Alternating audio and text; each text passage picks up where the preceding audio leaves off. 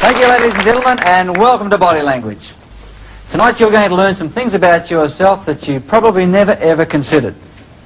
You'll learn some things about your friends, your relatives, your co-workers, your neighbours, and even your boss that you never ever knew existed. Things you might have seen over the years but never knew what they meant.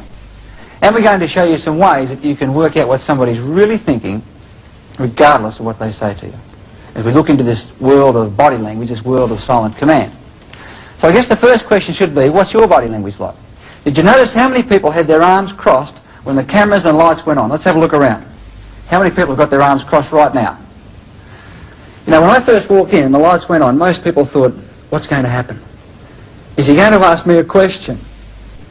Is he likely to get me up there for a demonstration? This is what we call a negative defensive gesture.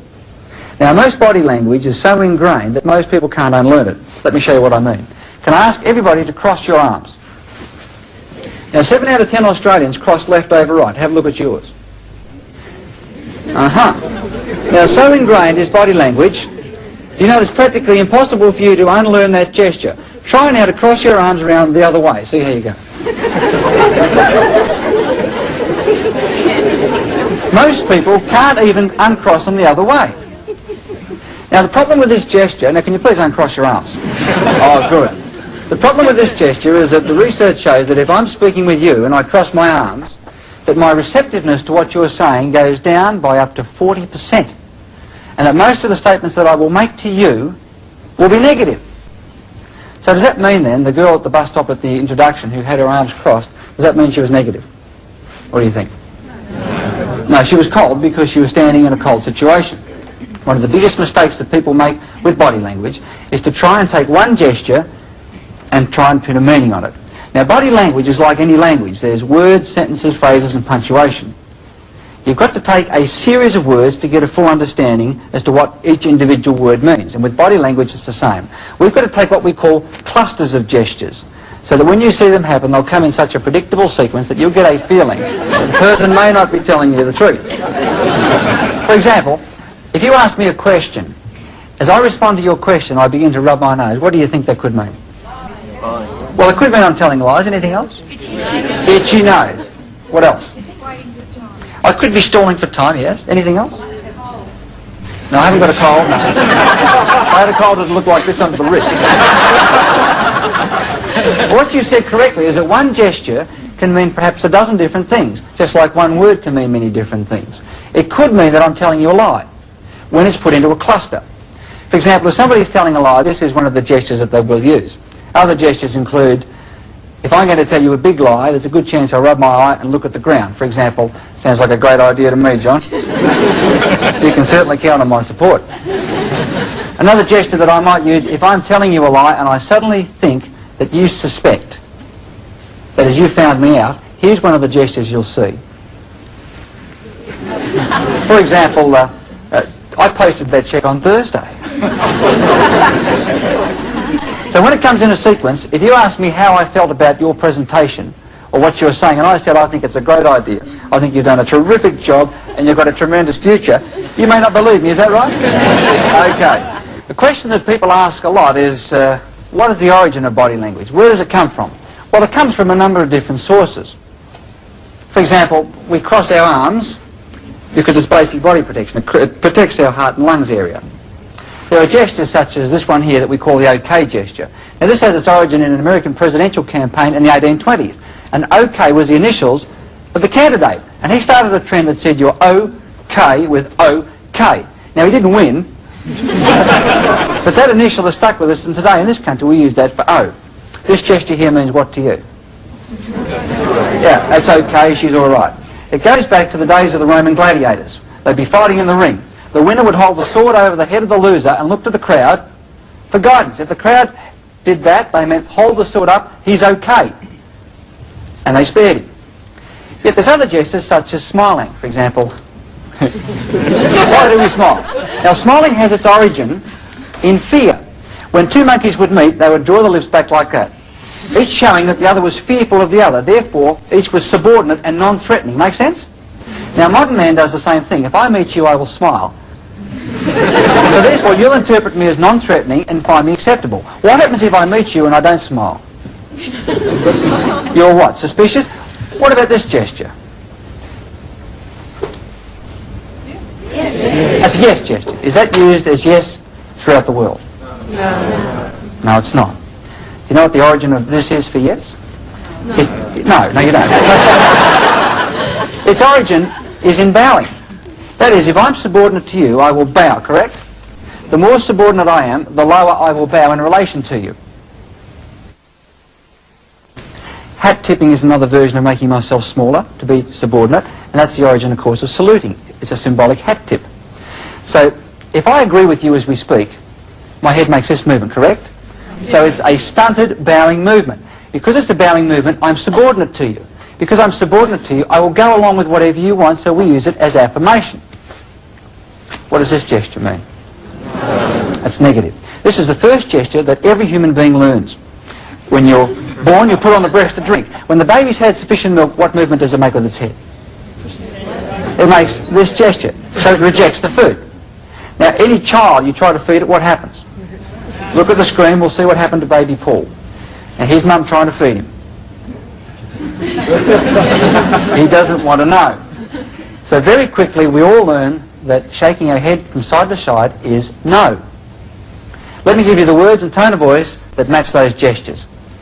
If I... What's your name, sir? Peter. Peter. Let's say, for example, that I like what Peter said, and I agree. Which way does my head move if I like him? And I agree. Up and down, without even thinking. It looks like this. Peter, yes, I think that's a tremendous idea. You're on the right track, and you can count on my support. The gesture confirmed the tone of voice and the words. Is this correct? Yes. If I didn't like Peter, didn't like what he had to say, which way would my head go without even thinking? Peter, I mean, you've got to be kidding. I mean, there is no way in no that that's going to get off the ground. I will not help you. Now, in real life, it doesn't happen that way. You know why? Because when I was a kid, I was taught not to tell lies on one hand. On the other hand, I was taught to be a prolific liar when Mum taught me to be polite. Polite means tell lies. Now, I haven't got the heart to tell Peter I don't like what he's presenting because he's my friend, or he's my boss, or he's my neighbour, he's my uncle. So I better be polite. Here's how it looks if I try to be polite and cover up. Peter, I think that's a great idea. It's got tremendous potential. It really has. You can certainly count on my support. Now, it only looks funny because we looked at the two most basic elements of movement. We analysed their backgrounds. I gave you the words and tone of voice that matched. Now you're noticing that the gesture is completely contradicting the words. Now, fellas, how many times have you been at a party and you've said to a lady something really cool like, how about coming up to my place for a cup of coffee? And she said, I'm not like that at all.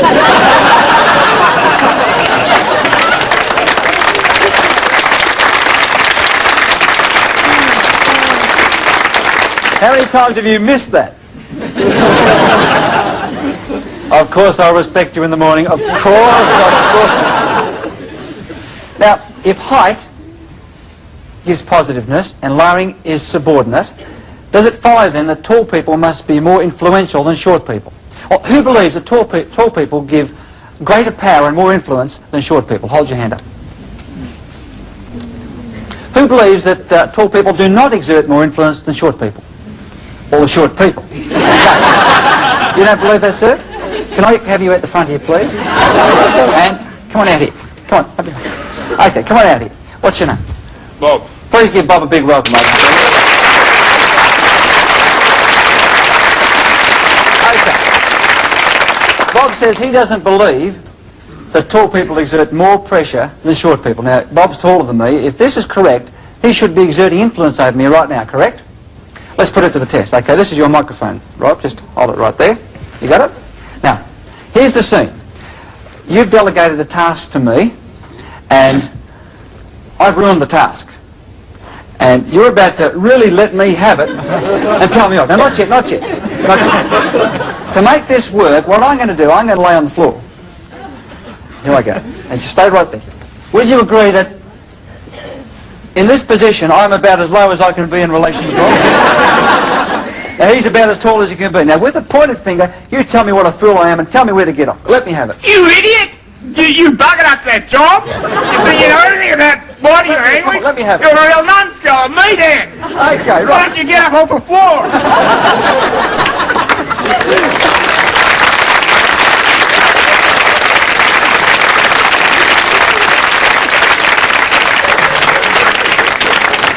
how he had no difficulty in telling me off. He had the maximum height advantage, and I was at the minimum. Now, would you agree that he could do that really easily then? Yeah. Okay. Would you mind laying on the floor? Go down there this time. Let's reverse the role and see how he does. Now, Bob is as low as he can be in relation to me, and I have the maximum height advantage. Now, what I want you to do now is to give me the same treatment. Let's see if you can do it. Go. You idiot? Who do you think you are? Come on, give it to me. You know everything about body language, don't you? Give it a big hand, ladies and gentlemen. Come on. Go and take the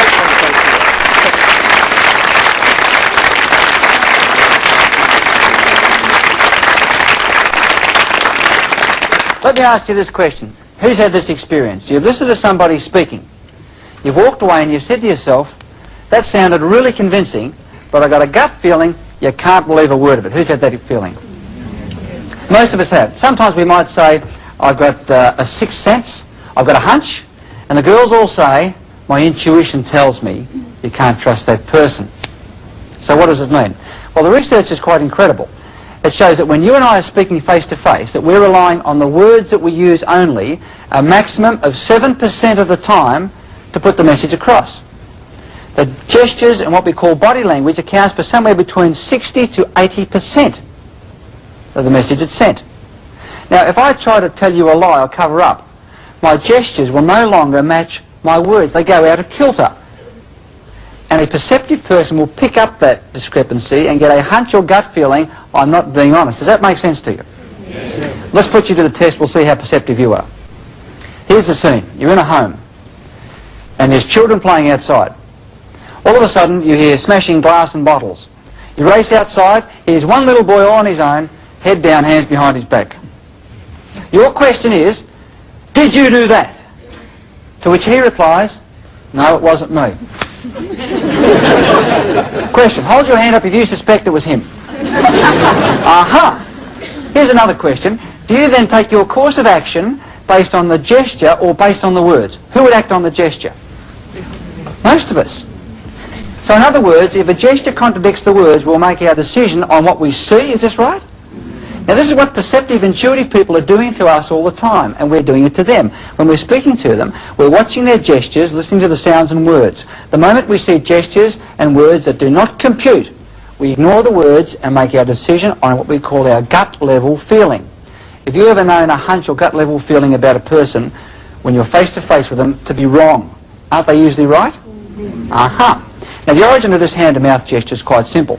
Child tells a lie, brain instructs the hand, cover the mouth. Stop the words from coming out. Now that same gesture is carried through in adulthood. That's why it's hard to believe somebody who's selling you a second-hand car, for example, who says, it's a great car, it's only done 25,000 kilometres and has a reconditioned motor. You would walk out of there and say, I've got a gut feeling you can't believe what that person's saying, without really knowing why you knew that. Okay, well, what other signs should we look for? What about our palms? What about our hands? If you want to be honest with me and tell me the truth, what gesture will you show at me? Try it. Open palms. Without even thinking, if you're going to be honest, you are programmed to turn your palms towards me. So the first thing to look for, if somebody's telling you the truth, are their palms visible? Because if I tell you the truth, my palms will be turned towards you. If I don't tell you the truth, they'll be out of sight, behind my back, in my pocket. So if I say to you, look, this is the truth, you can believe me, you can believe every word I say. I've always had a healthy respect for you, of course, and this is the truth. Now there is a contradiction in the middle of a sentence, and this is what happens. We get contradictions and truth in the same sentence. Now another thing we can do with our palms is to use it as an indicator. For example, if I talk and indicate with my palms up, I'm in a subordinate position. This is what we call a no weapons held position, which goes back 1 million or so years to the caveman era. They'd all hold their palms out so each could see that there are no weapons held in the hand or concealed under the arms. That's why when I speak and hold my hands out like that, you will find me easygoing, relaxing. For example, if I said, now we want everybody on this side of the room to move across here, everybody there to move across there, and you people to come across here, would you feel threatened in any way by that request? No. What about if I changed it and tried this with the same tone of voice and words? I want everybody on this side of the room to move across here. The people on there, I'd like you to move over there. And you people, if you can go back over here. What do you feel I just told you to do it? Who felt an order? Aha. So all I did then was turn my palm from that position to that, and suddenly You felt I was telling you what to do. Is this right? Question, what sort of person are you? Do you talk with your palms up? Do you talk with your palms down? Who are the easiest people to talk with? Palms up. People with their palms down irritate people. Let's try the third method of pointing, what we call finger pointing. Now, what you here on this side, if you can go across and sit over there. You people there, I'd like you to sit right across there. What did you feel then? You better do it or else. It wouldn't matter how much I smiled or how happy I sounded. See, this is what we call a baton gesture. It comes in 3 delicious flavours. We get this one here that's called a baton, with which I'm going to hit your stupid, thick, idiotic head to knock a bit of sense into you. But because I'm his boss, I can't treat him that way. I smile and say, we're going to get on really well, I can see that. It's going to be great. Now, there's a second version that goes this way. Now, this is a problem, because where this is an intimidation signal, this is a danger signal. This is the movement that comes immediately before this. So in fighting, it goes from this to this to this. Let me show you how I can introduce somebody to you. What's your name, please? Kerry. Kerry. Come on in here with me, Kerry. Let's say, in this example, that I was going to introduce Kerry to you. There are 3 ways I can introduce you to you. Watch carefully what I do with my hands and see if you can gauge my attitude towards her. Ladies and gentlemen, this is my wife, Kerry. What do you see? Open palm, perhaps? There is a subordinates relationship between us, and I'm the subordinate one. What about if I said, ladies and gentlemen, this is my lovely wife, Kerry? And she'll do as she's told, right? What about, ladies and gentlemen, this is my lovely wife, Kerry, this lady right here. And as soon as I get her alone, there is one more signal that's worth looking at. In this country, if we think something has low status, that is, it's a bit of a joke, we shake our thumb at it and say, that over there. How about, ladies and gentlemen, let me present Kerry to you. Like, take a look. Thanks, Kerry. Give her a big hand.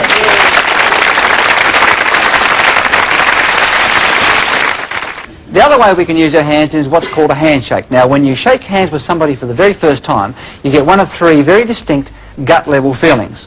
1, you feel equal.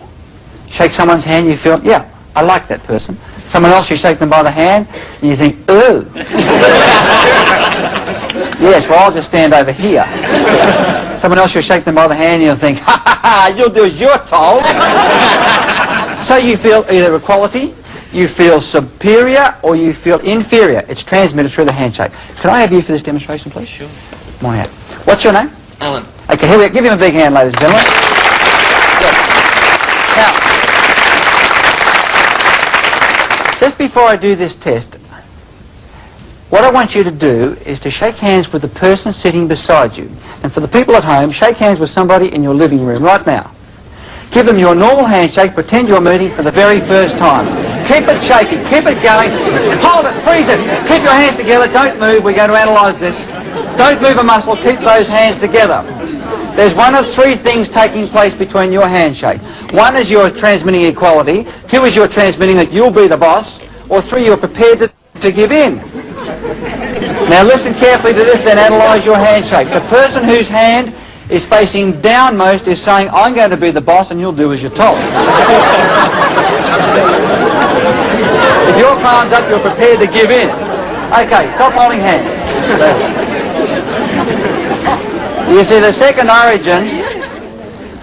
origin of handshaking is arm wrestling. Handshaking originated like this. The winner would have palm down, the loser would be palm up. Modern man has put it into a vertical position. You can stop holding hands now, girls. So now the hands locked together. As I try to turn his hand over, he resists. So what are we left with? A handshake that's straight up and down, just the way my dad told me to shake. Good firm grip, son, keep the palm straight. He's only got to let it go just a little bit. Now, I got you, fella. Or if I give in, oh, I feel threatened by him. Now, that's why the most frustrating handshake of all, just hold your palm out flat down, is this one. Every managing director presents this to the staff. Because if I take his hand, what is he forcing me to do? Become submissive. How do you handle someone who does that all the time? Just hold it right there again. Here is the simplest, most effective way. Pleased to meet you once again. Good to see you. Give a big hand, ladies and gentlemen. Thank you.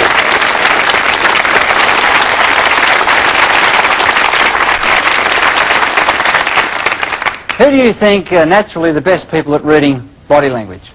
Women. Well, who thinks it's the women? Naturally the best. All the women, right? Who thinks the guys are naturally best at reading body language? Well, let's have a look at what the test with babies revealed. They got babies that were 6 weeks of age. When the baby was crying, the mothers were asked to look at the baby and determine what the baby wanted. The mothers could tell 5 entirely separate meanings behind the same cry. It was hungry, it was scared, it was in pain, wanted attention, needed his nappy changed. Then they got the father to have a look at the same baby. What do you think he saw? A crying baby. In other words, the fathers couldn't tell the difference in the test conducted. Women are born with an innate ability to decode the body signals of other people, and this is for the survival of our species. If a woman can't look at a baby and tell you from its movement and its sound what it wants, it's detrimental to that child living. Does that make sense? Women are born with the ability to do it, men aren't. And for that reason, women make the world's best negotiators, salespeople, interviewers, interrogators, personnel people. They're not necessarily found in those roles as much, but they are the best at it. And for that reason, I say to every man here tonight, because women are so good at it, if you're going to tell a lie to a woman, particularly one who knows you, do it in writing or over the telephone. Because your chances of getting away with it face-to-face are reduced by 60 to 80%. That's how good girls are at it. Fellas, have you ever known a woman to say something like, my intuition says you can't believe that person, and for her to be wrong? They're never wrong, are they? Girls always get it right. Well, let's just put it to the test. Let's ask a couple of the girls here tonight if they've noticed any particular habits or gestures that their men friend have, their boss, boyfriend, or whatever, and we'll see if we can get a meaning behind it. Who's got a gesture? My husband sometimes rubs the back of his neck, like this. Like this? This is what we call a pain in the neck gesture. That is, if somebody gives you a pain in the neck, they're referring to that tingling feeling on the back of the neck that causes you to bring your hand up and satisfy it like this. Does he do it at any particular time? Yes, actually he does, when my mother comes around. Anybody else have a particular gesture that they might have noticed? Yes, at the back. My boss clasps his hands together and he puts them behind his head and he sort of sits back in his seat when he's talking to me. It really is irritating. Does anybody have a boss who does this at them? This is what we call a superiority gesture. If you like, when I do it, I'm saying, maybe one day you'll be as smart as me if you're lucky. The bosses love to do it at the staff. Sales manager does it at the salesman. Men love to do it at women. Girls, when a man does it at you, is it intimidating? Aha! Well, let's put this to the test. What happens if he annoys you like that? When he sits back and does it, you know the best thing to do? Copy it. Now, there's 2 of you doing it. First one who changes is the loser. So after a few minutes, he gets a feeling something's not quite right and changes to this. You wish him all the best as you leave. Anybody else have a fella who's got a habit? It's not a fella, but I have a tendency at times to twirl my hair. Fiddle with your hair like this? Yeah. Every person has isolated, repetitive, out-of-context gestures that show that we're under pressure. For example, cigarette smokers will smoke cigarettes. Somebody might continually scratch their neck, pull their earlobe. John Laws continually taps his nose and twiddles his ear when he's under pressure. Now, usually those gestures show that you're either bored or you're tense. Do you do it at any particular time? I was waiting at the dentist the other day and I did it. Okay, what would that signify? That you're nervous. Now, there's a problem with that gesture. I must add this. This is also a gesture that's used in courtship. That is, if a lady likes a guy, one of the come-on signals she'll give him is this. Now, the problem is, do you find that when you're terribly nervous, men find you irresistible?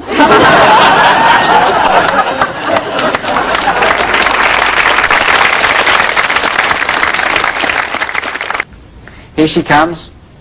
Beautiful piece of womanhood. He's had a hard day fishing. Watch his body change when he sees her. How many of you have done that? Is he going to... Oh. She's gone on her way. He's doing no good at anything that day. So the first thing that happens is a physiological change. Now, we said in the last segment that when somebody gets excited by another person, there's a certain part of their body grows to 4 times its normal size. Do you know which part that is? Oh, it's pupil. Let's put it to the test. I'd like you now to take a look at this. Here we have a right-hand picture, here we have a left hand. Which do you find the most stimulating and exciting? Put your hand up if you find the right hand the most stimulating. Most of us. Do you know that most people can in fact decode the signal that's in that particular picture? What we've done is enlarge the right-hand pupils of Kerry-Ann to 4 times the pupil size of the left. When somebody is excited by you, their pupils will actually expand. If they're negative, they're unhappy, the pupils will constrict and become smaller. And you know, most of us can decode these pupil signals and we reflect it in our speech. We say things like, it sounded convincing, but you wouldn't trust him. Did you see his beady little eyes? How many of us have used that expression? Never realised what we were actually seeing. What about cigarette smoking? You know, if I feel positive, and we'll say positive means I like you, I like what you're saying, I like being here, I feel positive about what you're presenting. Which way would you expect me to exhale the smoke, assuming that I'm far enough away from you that it wouldn't make any difference? Up. Anybody think I blow it down? Who thinks I blow the smoke down if I feel positive? Nobody. Did you realise you always knew it wouldn't go down? Who thinks I'd blow it? Who thinks I'd blow it up? Who thinks I'd blow it straight out? We've got a few non-smokers here. Let's put it to the test. I'll give you a sentence, then I'll give you the puff, you be the judge. Bob, I think what you've had to say has been excellent. When the committee meeting comes up on Tuesday, I'm going to be recommending your solutions because I think you know what you're talking about. You can count on me, friend. I don't agree with you. Had he better rely on me? No. He better not. What's your name? Bob. Bob. Okay, Bob. 2 Bobs. Bob, I think what you've had to say is certainly the right solution for us, and when I go to the board meeting on Tuesday, I'm going to be pushing for you because I think you know what you're talking about. You can count on me.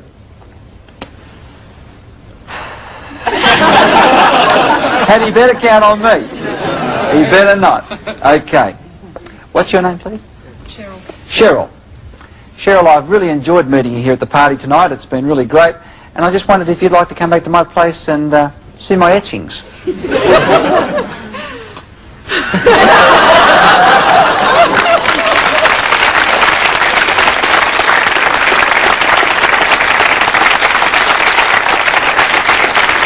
Would it be reasonable to say that most of us would assume that people who are continually in the news, like politicians, television interviewers, those whose faces we see continually, royalty, that we would expect them to be confident when they're in front of a crowd? Would that be a reasonable assumption? Yes. Okay, well, let's just have a look at a few and see what their body language shows us. How confident are they? How does their body language give them away? One of the world's best interviewers is a man by the name of Michael Parkinson. Now, Michael Parkinson is renowned for 2 things. What's the most obvious gesture that Michael Parkinson uses? Grabs his ear. When Michael Parkinson has heard enough from the interviewee and he wants to terminate and ask the next question, Michael Parkinson would like to do this. But that's not very nice. It comes out like this. He then looks away at the next question, interrupts with the next question. So it is, I've heard enough. Another one of Michael Parkinson's well-known ones is this one here, where he clenches his fists together. It's a frustration signal showing he's holding back his emotions. He'd like to say how he really feels, but can't.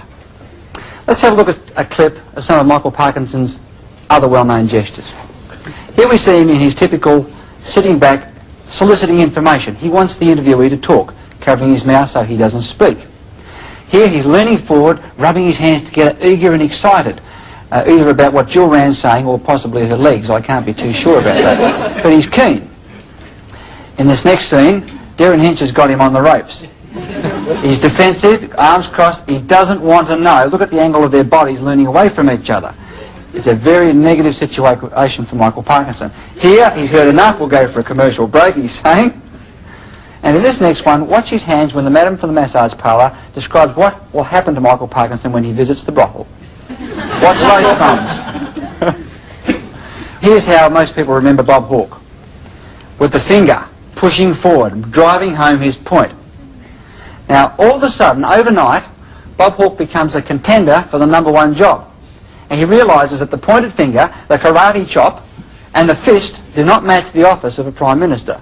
And he has to go through a transition to fit that role. Here's the way it looked in his policy speech. He tried the open palms. Come unto me, my brethren. Now, most Australians thought that Bob Hawke looked wrong during his campaign. Would that be a fair statement? He didn't look right because he was using the palms and it doesn't suit him. Today, he's modified that. He's modified the palm gesture and modified the finger gesture. And have a look at the screen now. Here's what we see. He's talking with an interviewer. Now, watch for his hands. Up they come. Using his hands in this position to make the point. See, when you speak like this, you can drive home your point as you would with a finger, but not be intimidating. And he doesn't have to hold his palms out, which doesn't suit him, but he still has an open palm. So he's both credible and drives his point home. And it was a tremendous transition that he went through. Prince Charles, do you think he's confident in front of a crowd? No. At the start of the show, we said that when people feel uncertain, defensive, they may cross their arms like this. Now, it wouldn't look fitting for Prince Charles to cross his arms like this walking through the crowd, as much as he'd like to. So he has hidden the gesture and disguised it with something else. See if you can spot it. Here he comes inspecting the guard. I want you to watch his right hand and see what he does with it. Feeling confident now, straight for the cufflink on his left arm. Now, this is what we call a disguised arm barrier. He'd love to cross his arms, but by bringing the right arm across and playing with the cufflink, he gets that same secure feeling he'd get if we crossed our arms. Now, even at the Royal Ball in Sydney, he was seen walking through with the same position. And there it is. Would it be fair if we said that Prince Charles is known as a ladies' man? Would that be a reasonable statement? Yeah. One of the things that makes him a ladies' man is that he uses printing gestures when he's with attractive women. One of these printing gestures is a favourite of many men. And this is it. Adjusting the tie whether it needs it or not. If an attractive lady walked through the door and I saw her, it might go like this. Oh, hello there. Would you like a dance? Let's have a look at Prince Charles and see how he uses it. Here he is in the crowds. Now, he hasn't noticed the attractive curvy blonde with a low-cut dress who's just behind the woman he's talking to. He's more intent on making his point by driving his finger home. Now, see what happens when he sees the blonde with the low-cut dress. Oh, hello there, and how are you?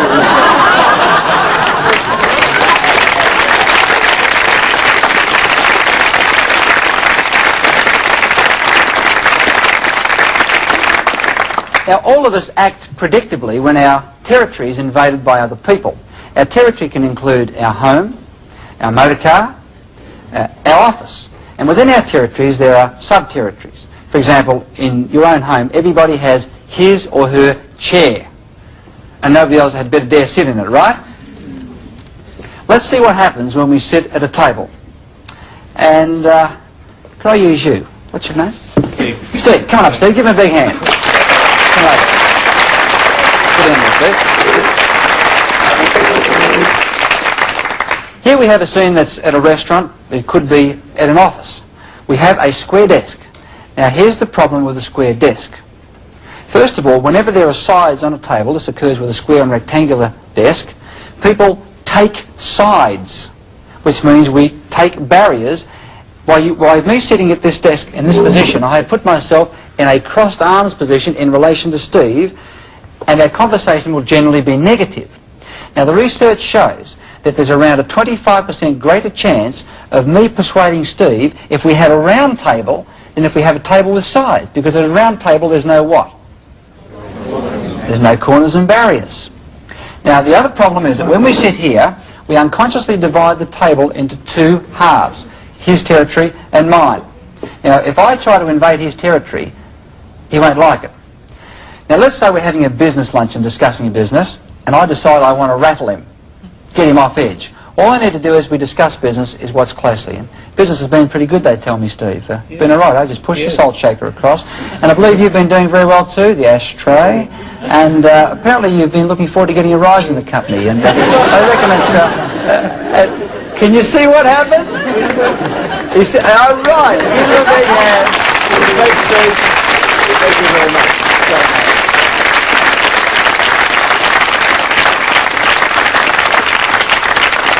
He sits back and crosses his arms. A round table is the way to get people on side and to see your point of view.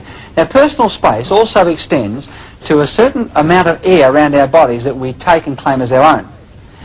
Now, in the case of somebody from a capital city, it differs from somebody from the country. Can I ask you to come up, please? What's your name? Jane. Give her a big hand, ladies and gentlemen. Jan.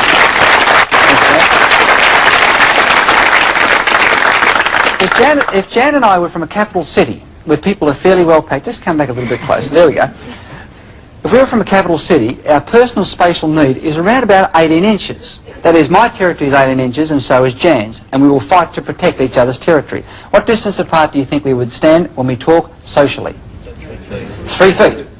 Now, if we come from the country, a rural area where people are used to more space, we have a bigger spatial need. What could it be? It could be 2 feet each, so when we stand apart and talk, we stand at 4 feet. Country people stand further away than city people. Here's the problem. Let's say Jan is from the country. She needs me to stand at 4 feet. How do I feel standing at 4 feet? Yeah, I don't feel too comfortable, so quite unconsciously I'll just step forward to the 3 foot mark where I feel quite comfortable. And that is the result. She goes back. Now, I'm too far away, so I'll just step forward again and I'll come after her. Now, any country girl will tell you that the city fellas are what? Fast! Yeah! What they're referring to is the city fella is encroaching into the country girl's space. Because I'm not trying to do a line with Jan, I'm not. All I'm trying to do is to have a conversation. Give her a big hand. Thank you.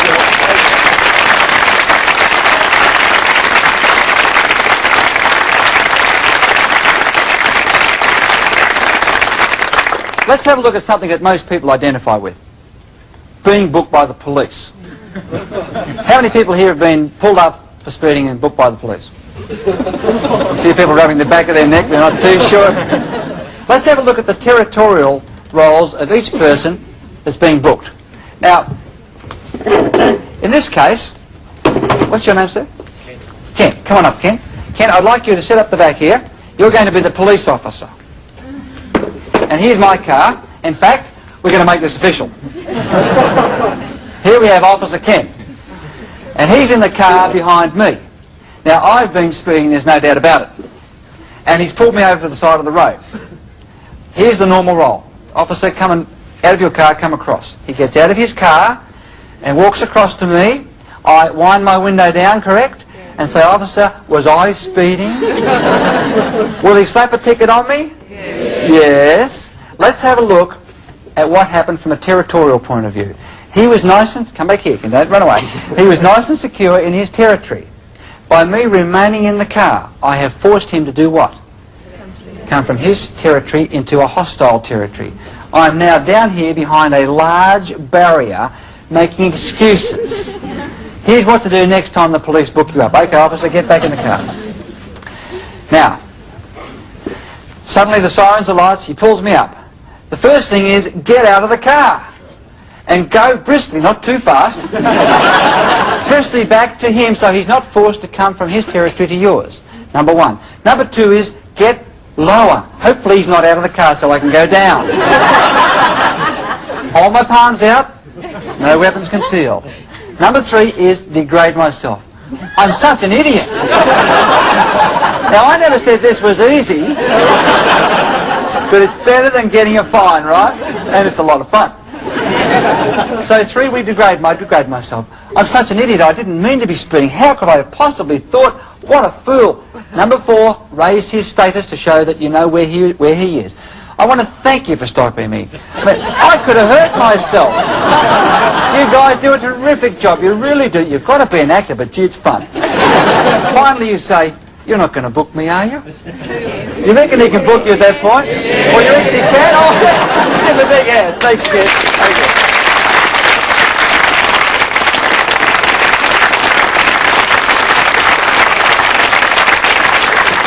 Okay. One of the places where people step into your personal space and you can't do anything about it is an elevator. Now, it also happens in planes, trains and crowded buses. The problem with being in an elevator is strangers are within your space and you can't do anything about it. Now, there's a set of rules that we must go through when somebody gets into our space. We're in an elevator, okay? First thing is go totally blank and look at the numbers only. Here's some exciting, a lot of fun you can have with these games, stepping into someone's space. Look at the monitor, here's how you do it. Go to a building where there's an elevator, and there all are watching the numbers. Walk in, the difference is you don't turn around, you face them. And you smile.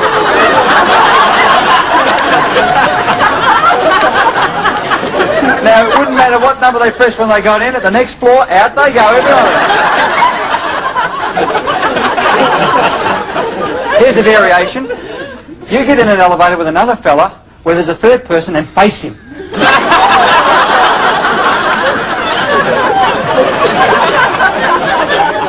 a good chance he'll face the back. Here's the next. You get in an elevator with a friend and face the back, wait for the next guy to get in. First of all, he thinks he's walked into the back of the elevator. Now, the pressure is too great for him, and he will be forced through your pressure to turn around and also face the back of the elevator.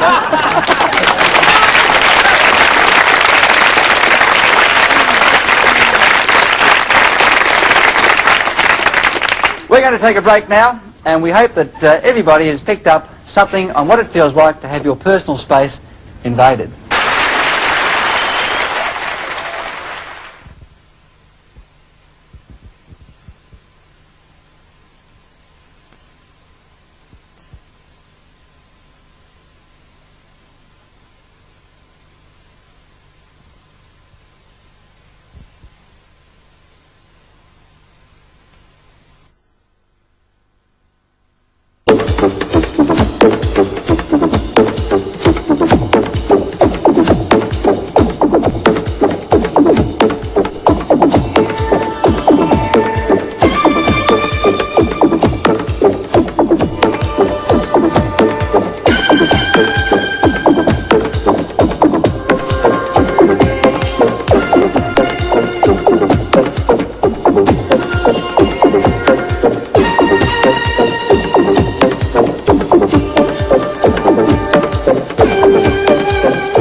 Ladies and gentlemen, Australia's own body language expert, Alan Peace. Now, they teach body language now in universities and colleges, and practically every sales and negotiation course has it in there. It's even found its way into the latest Australian Macquarie Dictionary as common language. Now, the question is, what makes it so popular? Well, it's because we know from a scientific standpoint that body language signals have 4 times the impact of what you say. Now, that being the case, try this simple test. Next time you go into a hotel, say to the person behind the bar, give me 3 beers. How many beers would you expect to get? 2. Yeah, 4 times out of 5, you'll get 2. Now just try this test. Everybody join me, please. Finger in the air. Now on top of your head, on your forehead, on your nose, on your chin. I said to put it on your chin. How many people have got a chin out here? Now most of you are influenced by what I did, not by what I said. Now, with body language, you've got to look for congruence. That's the first thing. That is to make sure the gestures are agreeing with what you hear, because quite often they don't. Now say, for example, I don't like you. If I really feel I don't like you, I make this gesture. But what if I'm saying, yes, I really do like you? We're going to look now at a perfect match contestant who's describing the weekend he had with the girl who was his date. What a wonderful girl she was. We're going to show you first in slow motion, then show you what he actually said, and he changes his mind right at the end. Here's the clip. Now in slow motion, what would you say his attitude was? Positive or negative? Yeah, clearly he's negative. But he's saying what a wonderful girl she is. What a great time he had. Now we're going to show you this clip now in fast motion. Listen to what he says at the end when he comes clean. This is the girl. She's an okay girl, you know. No, she's not. I don't like her. Number 1 is to look for congruence. That is, the gestures match. Number 2, you've got to make sure you never take any one single gesture and try to say it means something. If I button my coat, what does that mean? I'm cold. It could also mean I'm defensive. That is, I don't like what you just said. Now, what if I grab at my neck and start to jiggle my tie? What does this mean? A bit hot, uneasy, telling a lie. My shirt's too tight. Have a look at these clips and see if you can pick a cluster, a group of gestures. Now, Bob Hawke is buttoning his coat because he's in Brussels on tour, and it's freezing. He's actually in a good attitude. Now, contrast that against Mr. Keating, who's about to face an angry press. He starts by buttoning his coat. Now, he's smiling as though he's going to be cooperative. Next, he wrings his hands together as the smile broadens even more. Now, this is a cluster, a group of gestures that tells you that the coat buttoning was negative. And he finishes up by crossing his arms. His face is saying, yes, I'll be cooperative. His body is saying, no way are you going to get any information out of me. Now, in this next scene, Bob Hawke is giving a speech. He's about to start pulling at his collar. Now, what does this mean? Does that mean he's telling a lie? Does it mean he's uncomfortable? Does it mean he's hot? If we freeze the picture, you can see that Hazel's put too much starch in his shirts that day. In this next clip, you'll see another example of a fairly typical cluster. This man, Mr. Ruxton of the RSL in Victoria, is driving home his point on Asian immigration by using a finger baton, a karate chop. He sits back, crosses his arms, and his cluster says very clearly what his attitude is on immigration, negative. In his next scene, Mr. Hawke is just about to rub his nose. Now, we know people who rub their nose often tell a lie, but he's promising tax cuts next year. Now, was that an actual lie or not? We don't take any one gesture on its own. Let's see what happens. You've got a runny nose. Now, if I scratch my head, it can mean I don't understand. It could also mean I've got dandruff. If I rub my nose, it could mean I've got an itchy nose. It could mean I'm also lying to you. If I hitch my trousers up, it could mean they're too big. It could also mean I can't wait to get back home. You never take one on its own and try to say it means something. You take a whole group called a cluster. So if somebody says to you, it makes good sense to me, I can understand what you're getting at, and by the way, how's your girlfriend? Don't believe a word they say. Now, of all the body language signals we use to send to somebody else, there's nothing that sends any signals as powerful as the eyes, particularly where we gaze. Now, we use our gaze to send a number of signals. For example, we use it to send a signal of aggression, where we lock in on someone and our blinking stops. We use it to show interest, that we're keen on someone, by giving them more interest and more gaze than we normally would.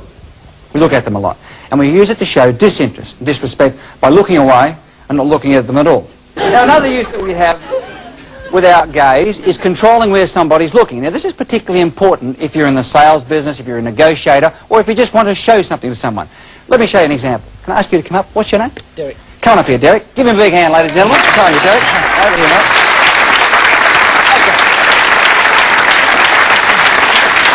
Okay. I have something here to show to Derek. My objective is to convince him. Now, I know that 87% of what his mind gets comes through his eyes, 9% through his ears, 4% through the other senses. That is, he's a visual creature. So if I don't control where he's looking, I'm not going to get the message across, right? Here's the way most people do it. Well, here you can see 57,000, Derek, was the amount of money that we decided to put in, mainly because of the fact that most people over that period of time thought that was the right amount. Now, 10 years was... He doesn't know where to look, the poor devil. He's rubbing his nose. Now, I'm going to use my eyes as pointers, and I'm going to use my pen as pointers to control the information. Watch carefully. Interest, Derek. Now, he sees it and he hears it. Now, the reason we put that in there was because that was the right amount of money to be spread over 10 years, okay? Now, there you'll see a period of 15 years on this loan. Now, the reason we just see what's happening? I'm controlling where he's looking. Now, what happens, though, if he doesn't look up? This time you don't look up. Resist. $15,000. Now, that was an amount that... we decided to put in...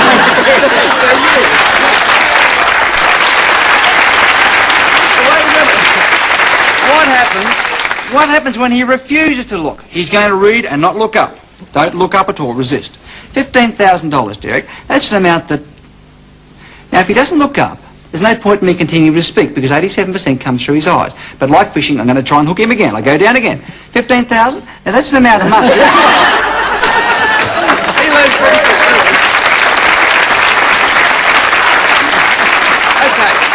What happens if he takes the information away from me? Now, power players love to do this. He takes it off me now. How do I control his gaze now? He's got it over his side.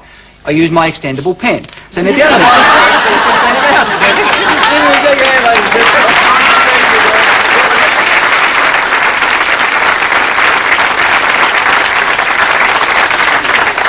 You know, research with slow motion cameras that record eye movements shows something very interesting. And that is that when you're talking with somebody in a social situation, that is, there's no pressure, no tension, You're looking at a very clearly defined area on their face. That area is here to here, down to their mouth and back. 90% of your gaze is directed in what we call the social triangle, and we call that a social gaze. Now, has everybody been in a situation where the atmosphere was friendly? You felt good. All of a sudden the atmosphere changed and went cold. You felt threatened. Nobody said anything, but it just changed. Has everybody experienced that? Yes. What the camera showed is when that happened, the gaze has changed from this eye to that eye to a third point in the centre of your forehead. That is, if I intentionally look at this area of your face, you'll feel threatened. If I look at your area here, you'll feel it's social. We call that a business gaze. And that's when you put the screws on someone, as they say. And we also found with men and women, when they meet each other, they give each other what's called an intimate gaze. And you can guess what that's all about. It goes from one eye across to the other eye, down to the chest, or lower, and back. Women give it at 1/400th of a second to a man. A man's a lot slower. Here's a question for you. How can you tell if somebody really likes you? That is, they really do like you. The vibes are good, as we say. We have a rapport. Well, there's some physical signs that you can look for. Now, what's your name? Neil. Neil. Give Neil a big hand, ladies and gentlemen.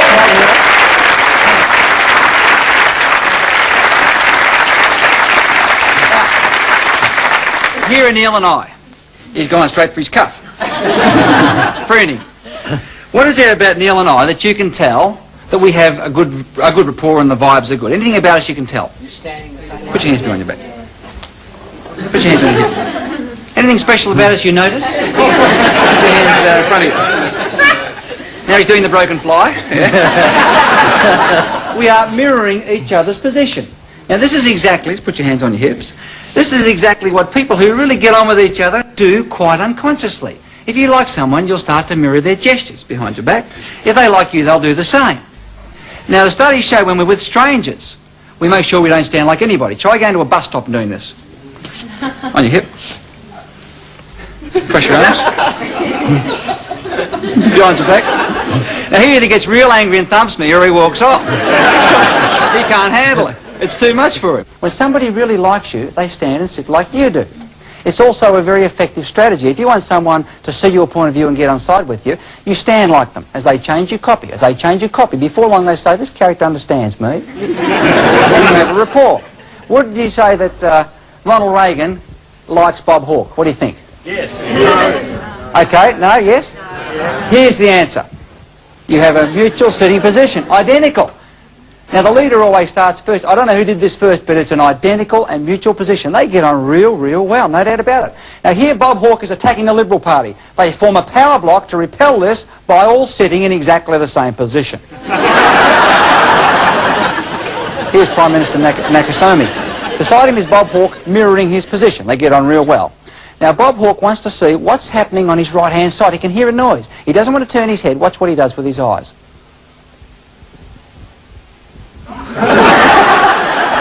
Now he looks back to the Japanese Prime Minister to see whether he saw him do that or not. Now he goes for another one. Here he goes again. Ooh.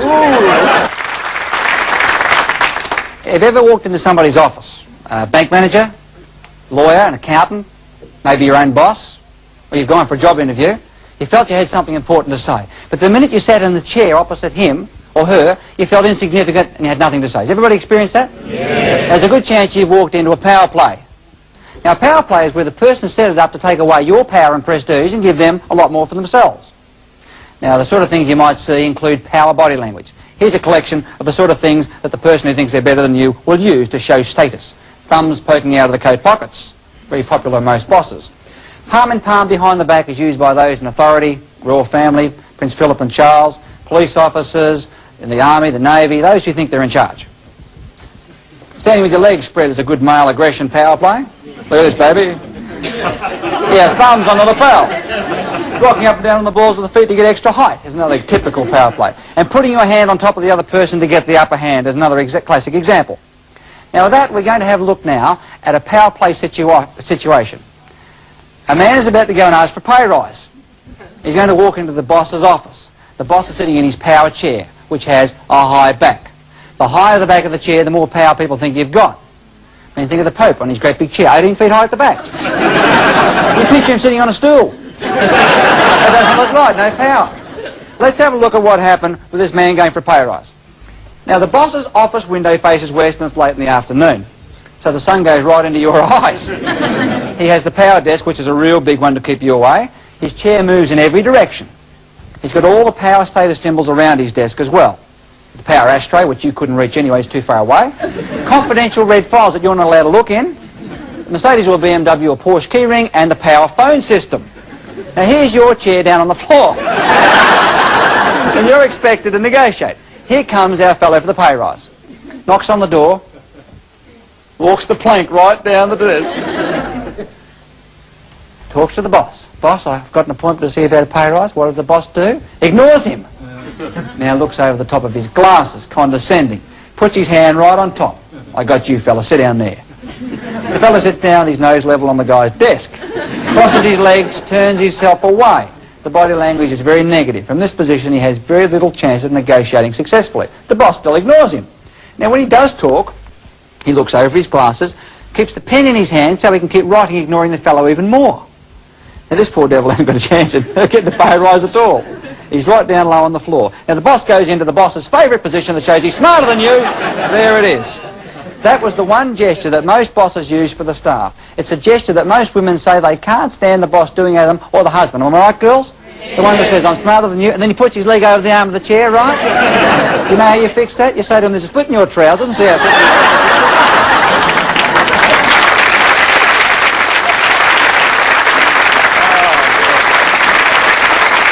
All right, now, let's have another look at a situation where we have a woman going to negotiate for benefits, for superannuation for the other staff members. She's aware of power plays. The two things she does different, she knocks on the door and calls the boss's name when she comes in, forcing him to look up so he can't dominate with his gaze. Next, she puts the information on a round table in the corner before she walks to his desk, saying to him clearly, this is where we're going to do business. Let's see how she handles it. Here he is at the desk. She comes to the door, knocks, calls his name, forces him to look up. Now she puts the information on the table, walks around his desk so he can't get her with that dominant handshake. Gives him a double-hander. That's really rocked him. She takes a step back, he takes a step forward. He's getting out from behind his desk. Now she says, the information is over on the desk, let's go and talk about it. He's not feeling real comfortable about this, he'd rather stay here at the desk. But she guides him across. Now she sits him down, she's got him at a round table, which is the conducive area for making sales presentations, for negotiation. She gets the information now. She's going to use the pen to control his gaze so he can't look away. She didn't hook him the first time. Now she hooks him the second time and starts to nod her head and he copies. Things are looking good. Now he feels a bit rattled. As a last-ditch effort, he's going to sit back and do his favourite gesture. Here it comes. This'll dominate her. Try that, baby. But she's handled his type before. She knows just what to do. She copies. Now there's two of them doing it. First one to change is a loser. He's had it.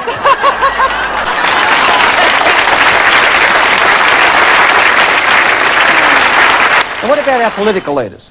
There's no better opportunity for us to see body language and action for politicians than in that historical debate in this country. Now, it's interesting to see what happened. The political commentators said that it was Andrew Peacock's body language that won the debate.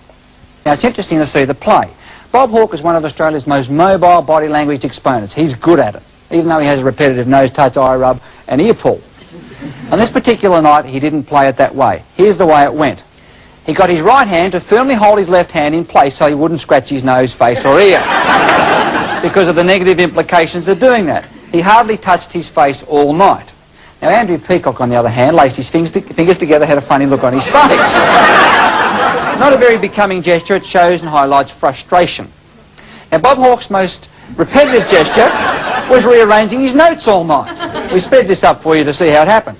He was unaware of what he was doing, but he was effectively getting his thoughts into logical sequence, and he was coming out in body language by rearranging the notes on his desk. Andrew Peacock, on the other hand, tried to make a strong and powerful point whilst using a limp wrist gesture. Again, Andrew's face looked good, his words were good, but the limp wrist detracted from what he had to say.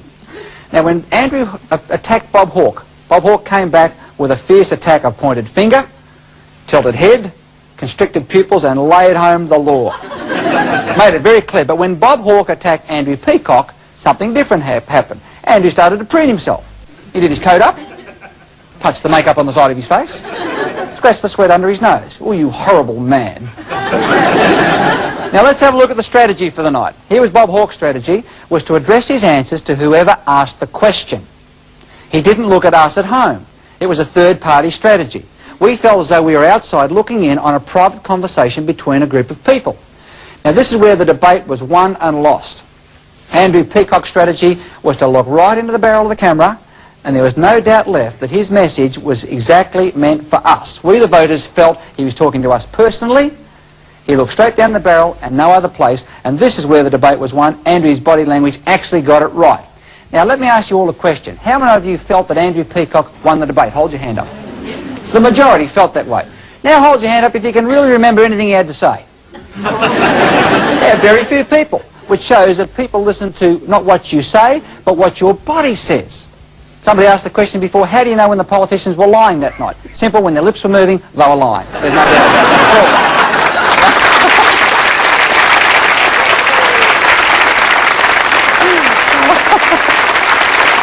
Now, I've got to say, I didn't really mean to say that at all. Now, one of the subtle differences between royalty, in terms of leadership, and politicians is this.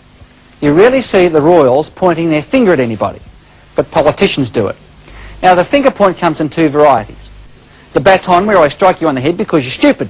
And we have the more dangerous one, the dagger, that drives home and digs holes in you. Now, this is dangerous because we know this usually is a signal that you're about to cop a punch. Now, have a look at the screen and see how this works. Here's Bob Hawke using the dagger to drive the finger home. Now, politicians don't normally punch each other, not in public anyway. Now, contrast that against this next scene. On an American television show, the man in brown was daggering his finger at the audience. The interviewer didn't like it. Here's what happened. I don't listen to you. I've heard enough of you already. I'm telling you, I'm telling these young people. It's a nice show, and if you don't knock it off, I'm throwing you out personally. Can you hear that, Maureen, buddy? Yeah. All right. Listen.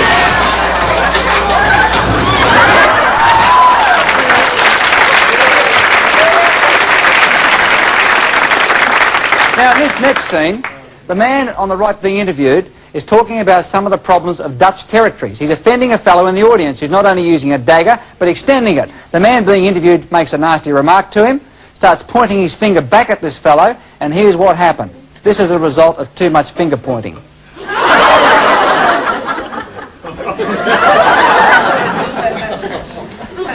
Here's some union confrontation. This woman is using her dagger finger to drive it home into this fella, to tell him where to get off. Now, he knows he's in trouble, but it's not very ladylike for someone to punch. But she's about to attack. The finger goes right home deep. Now, he turns, he knows something's about to happen. She clenches her fist, she steps back, and here it comes, right into his face.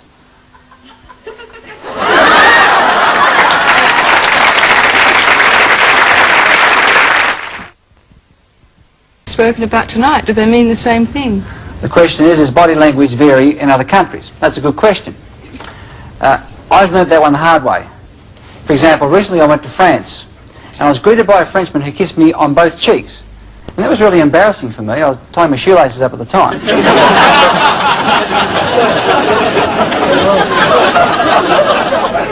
The answer is yes. It does vary. Let me demonstrate this. Can I ask everybody here to hold up your right hand and show me the number 5? Can I see the number 5? Right, now hold it there. Change it very quickly to the number 2.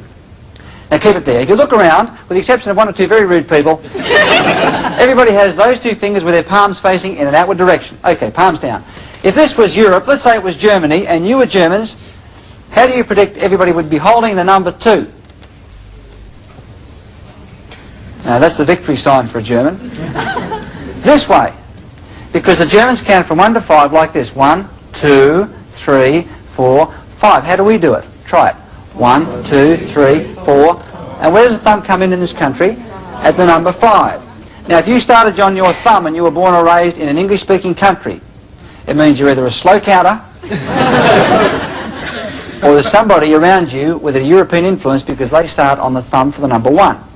Now let me give you a couple of basic examples of cultural differences. What does this mean to you? Okay. What does this mean to a German? The number 1. What does this mean to a Northern Greek? Pretty close. It means why don't you go and get whatever you can think of that's the worst thing you can say. It is a very insulting signal. Now there's a problem because in this country, what is this on the side of the road? Hitchhike signal. What happens if you hitchhike through northern Greece? You get a lift? Maybe not.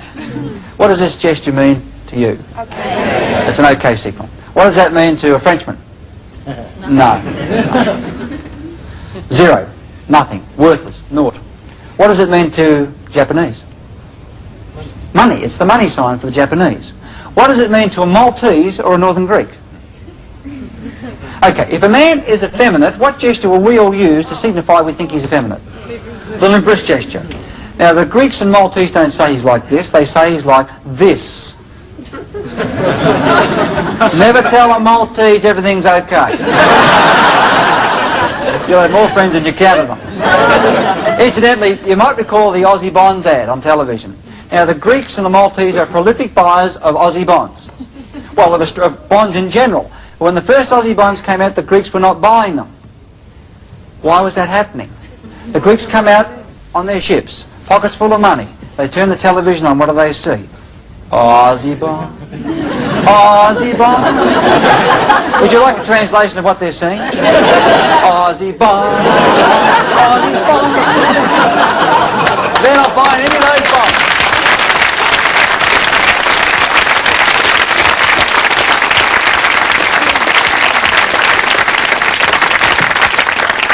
Do we have another question? Yes, up the back here. Can anyone learn to read body language better? Well, there's a couple of very good ways to learn how to become better at body language. The first, of course, is to pick up a copy of one of the world's biggest selling books on body language. It's great value, there's no doubt about that. One of the most effective ways is to spend 15 minutes a night watching television with the sound turned completely off. Now, by doing that, you've forced yourself into the situation and circumstances of a deaf person. That is, you can only watch one medium, which is the body language, which we know transmits 60 to 80% of the message. Now, at 15 minutes a night for 3 weeks in a row, at the end of 3 weeks of doing that, suddenly your perceptiveness, your intuitiveness, your hunches and gut feelings become very acute, and you start to see and pick up things you are not seeing before. That's the most effective way to do it. Who else has a question? Yeah, down the front.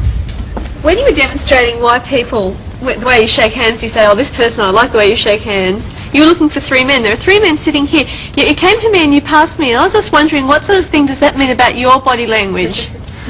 That's a good question. I'm certainly glad you asked that question. Well, and let me paraphrase that in a question. If you're between the ages of 20 and 40, which everybody in this room is, there's no doubt about that, you have a problem with handshaking. And this relies particularly to the girls. Because the girls who are between 20 and 40 grew up in the era where television came into being. Now, from the corner of your eyes, girls, you notice that your mother did not shake hands as a custom, because her generation didn't do that. Yet you watched the television and saw the American and European girls shaking for it. So the average girl now between 20 and 40 is confused about what she should do. Now this is a problem for the fellas. Because here's what happens. We've all been through this. You're at a function. Fellas, you're being introduced to a lady. You watch out of the corner of each other's eyes to see if anybody's going to reach for it. As you're introduced, she reaches for her handbag to get a tissue. You think she's going for it, and so out you go for it. Vacant space. Pull it back. She sees it. She reaches for it. And then she pulls it back. You go, has everybody been through this? It's a problem. The average girl doesn't know what to do, and the average man, when he sees a woman's hand coming towards him, quite frankly, he wouldn't know what to do with it. Is that right, girls? Where do you grab it? How hard do you hold it? Should you kiss it? And what do you do? I make a point of shaking every girl by the hand that I meet, for 2 reasons. One is it avoids this happening, and it makes us on an equal basis right from the start, because I can give her an equal handshake, and I suggest you fellas do the same. Secondly, I can learn a lot about her attitude towards me through that shake, which is helpful information. Who has another question? Yes, sir. I have a friend who is particularly good at meetings and things like that, at picking pieces of lint and fluff off his sleeves and off his jacket. I'm just wondering what that means. Does everybody know somebody who sits there and picks imaginary pieces of fluff and dust off their coat? Tests were done with this gesture. They got teenagers. In the teenagers, they mixed people in their 50s and 60s. The teenagers were instructed at a given point to start talking about drugs and the virtues of them, almost to a person. When the drugs story came up, the 50 and 60-year-olds looked away and started picking imaginary pieces of fluff from their jackets. This is what we call a disapproval signal. That is, they didn't want to give their opinion, but they didn't want to know about it. So what happens if you're talking to a lady and you think you're doing real well and she starts to do this? Your course of action's obvious. Who else has a question? Here's a question over here. Alan, can body language be used in a place like a court to detect whether someone's telling lies? Can it be used in a court? In the United States now, it is being used in a court in two ways. One is to detect deceit in a witness, and secondly, the lawyers and solicitors are using it to select a jury. By making a brash statement to a potential jury about the innocence or guilt of the particular party, they then watch the body language of the potential jurors. Those who have decided he's guilty, if they show negative gestures, they move them out. Those who show open or positive gestures, they select them in. That gives the person who's been convicted a better chance of getting off. Another question? Over here. What does it mean when someone, when they speak to you, they put their hand on their mouth or they rub their chin or go like this? Hand to face and chin rubbers. The chin rubbing gesture is probably the most interesting. If you're in selling or negotiating or dealing with other people and you need to know where they're at, this is one of the most valuable signals to look for. It goes back 1 million or so years to when the cave tribes would meet. All the elders would sit around, men and women stroking their beards, making a decision. Now, if we asked all the fellas here today to make a decision, what do you think about this, fellas? Most of them would reach straight for their chin and start to make this stroking gesture, as though they had an imaginary beard. Now, most girls do the same, but the gestures are not quite as bold as that. They're more petite and go like this, like they've got a little goatee beard. Now, in a selling situation, of course, this is invaluable information, because if you ask me, would I like A or B? Ask me if I'd like A or B. Would you like A or B? Well, now, I am going through the decision-making process. You shouldn't interrupt me when I'm going through this process. The gestures that follow this will signal my decision. A or B? Let me think. What have you got? Negative. I don't want either. If I say neither, you've got a fight on your hands. Now, a good salesperson would stop me at that point and say, now, just before you answer, let's go back and reconsider these main points. So this one is an evaluation signal. Do men do this at you often? Who has another question? Let's take one over this side. Yeah, this gentleman here. Yeah, Alan, is it true that psychics are the only ones that can really read body language signals correctly? That's a good question. Somebody who has an innate and inborn ability to decode body signals can pose as a psychic. Because if I had an incredible ability to decode body signals, from your signals, unconsciously I could figure out what you were thinking and how you were feeling, and I could relate it to you and call myself a psychic. In fact, I'm not a psychic, I'm a good salesperson, not a psychic. There is a difference. Question up the top here. I'm the sales game and I meet a lot of people who wear jewellery and so on. Does jewellery represent anything like rings or things around your neck and so on? Yes, jewellery is very revealing. Anybody who has anything artificial, such as cigarettes, jewellery, toupees, false teeth, glasses, all have their own special sets of signals. Probably the most significant, if you're in the selling business, is a watch signal. Now, if we had a 5-year-old child in the audience and the child wanted to look at his watch, how would he do it? By the time the child's become a teenager, he's learnt that that is not very nice. So he looks at his watch like this. Now, when the child gets to be an adult, and most of us here tonight are adults, and they're at a meeting where there's a boring speaker, you want to get a look at your watch, but you don't want to look obvious. Here's the one you'll see. That is primarily a watch-peaking gesture. Now, if you're in the middle of selling and you think you're doing really well, all of a sudden a customer does this at you. What's your course of action? Stop. You better stop and say, he's looking at his watch. Why? Obviously something I said he's not believing. He's either not buying, not believing. You better stop and maybe ask a question. Well, what do you think? Now, people who are in the 40-plus age bracket don't look at their watch like that, because they've come from a generation where you were taught to be polite regardless of how boring a person may be. So if we've got some 40-year-olds here tonight and there's no clock on the wall, if you think this is boring, I wonder how long till we finish, here's what they do. And we put on boring speakers in front of groups.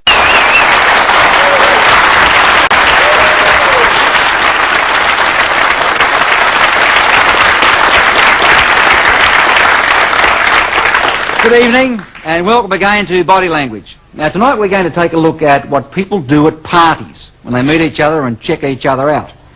We're going to analyse handshakes and what some of the hidden meanings are you find behind them. And we're going to introduce you to talk language, where we're going to show you how to read between the lines what people actually say when they're trying to put it over you. Now we know with human communication that when you're face to face, there's three things you use to put your message over. Now the first thing is words. That's what you actually say. And we can take that and write it on a piece of paper. The second thing is the way you sound, what we call the vocal element. And the third thing is the way you gesture, the way you move, and the way you look, what's commonly called body language. Now, I'm going to ask you a question. When you had the last conversation with somebody, which would have been only a short time ago, what percentage of the time do you think you would have been relying on what you actually said, that is the words, to make your message go across? What do you think? Who thinks at least, say, 50% of impact was on words? Put your hand up. Who thinks it would be less than 50% for words? Anybody doesn't think? Let's take the second element, the way you sound, the tone of voice. Who thinks that accounts for at least, say 50% of how effective you are? Okay. Who thinks it would be less than 50? Okay, body language, the way you look, gesture and move. Who thinks that accounts for at least, say, 50%? Who thinks it would be less than 50? Okay. Studies show that face-to-face, what you actually say, that is the words themselves, account for 7 to 10% of your impact. In other words, people don't listen to what you say. They just don't listen. They act on what they think they hear you mean and what they think you want by the way you look. Now let me demonstrate that. What's your first name, please? James. Give him a big hand, James. Come over here.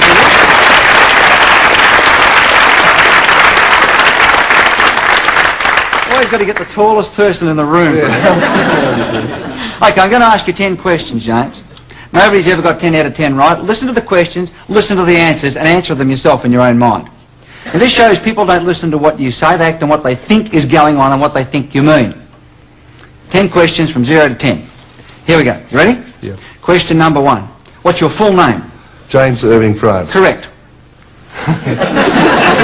Never make the first question you asked somebody new one to which they don't know the answer. If they say, I don't know, they feel dumb. Question number 2. Here we go, right through to 10. This tie is made of silk. Spell silk. S-L-I-K. Not close. What do cows drink? Milk. Now sit down, they drink water. Sorry. Little cows drink milk. Little cows don't drink milk. Now, all right, be fair. Be honest. Who thinks cows drink milk? Put your hand up. Come on, be honest. Who thought the answer was milk? Come on. Yeah, that's your first response. Your second response is little cows drink milk. You try to rationalise why you're an idiot, correct? Want a second go? Come up, I'll give you a second. Okay. Glutton for punishment. Right. And so far you got your name right. All right. Here we go. Now this time I'm going to gesture and move. How many animals of each species did Moses take on the ark? Oh, 2. Sit down, it wasn't Moses, it was Noah.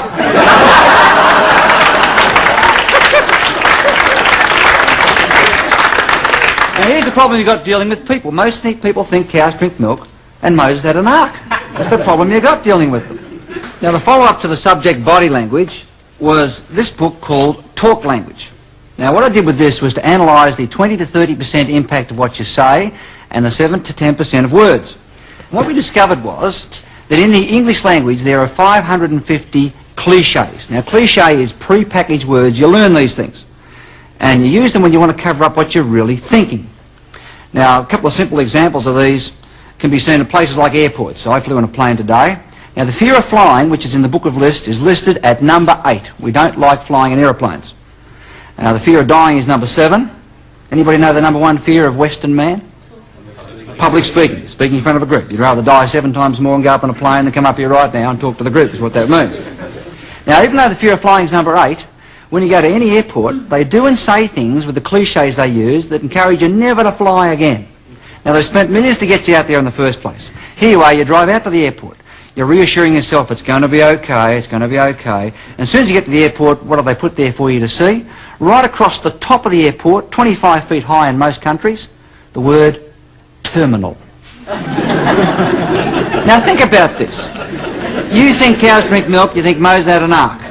What do you think happens to your body when you see the word terminal? What do you think of? You think of you're dead, finished. And then you get on the planes and they still give first-time flyers impossible things that you can't do. Such things as put your seat back forward. Now which way does it go if you don't fly? If they're late, they reassure you by saying, we should have you in the air momentarily. Split second, right? We're going to be landing shortly. Now how long is the runway going to be? Shortly. Now one thing you won't hear on Australian Airlines, or Ansett Airlines, is the following cliche that you'll hear on most international airlines. They say, ladies and gentlemen, in the event of a depressurisation. Now what do you imagine is going to happen to you? What do you think? Yeah, okay, the windows have popped out. The plane is plummeting towards the ground in a death plunge. This is what you picture. But they say, no need to worry because these masks will appear. And during this death plunge, with the windows gone, place the mask over your mouth and breathe normally. One airline used to say there'd be no smoking in the rear.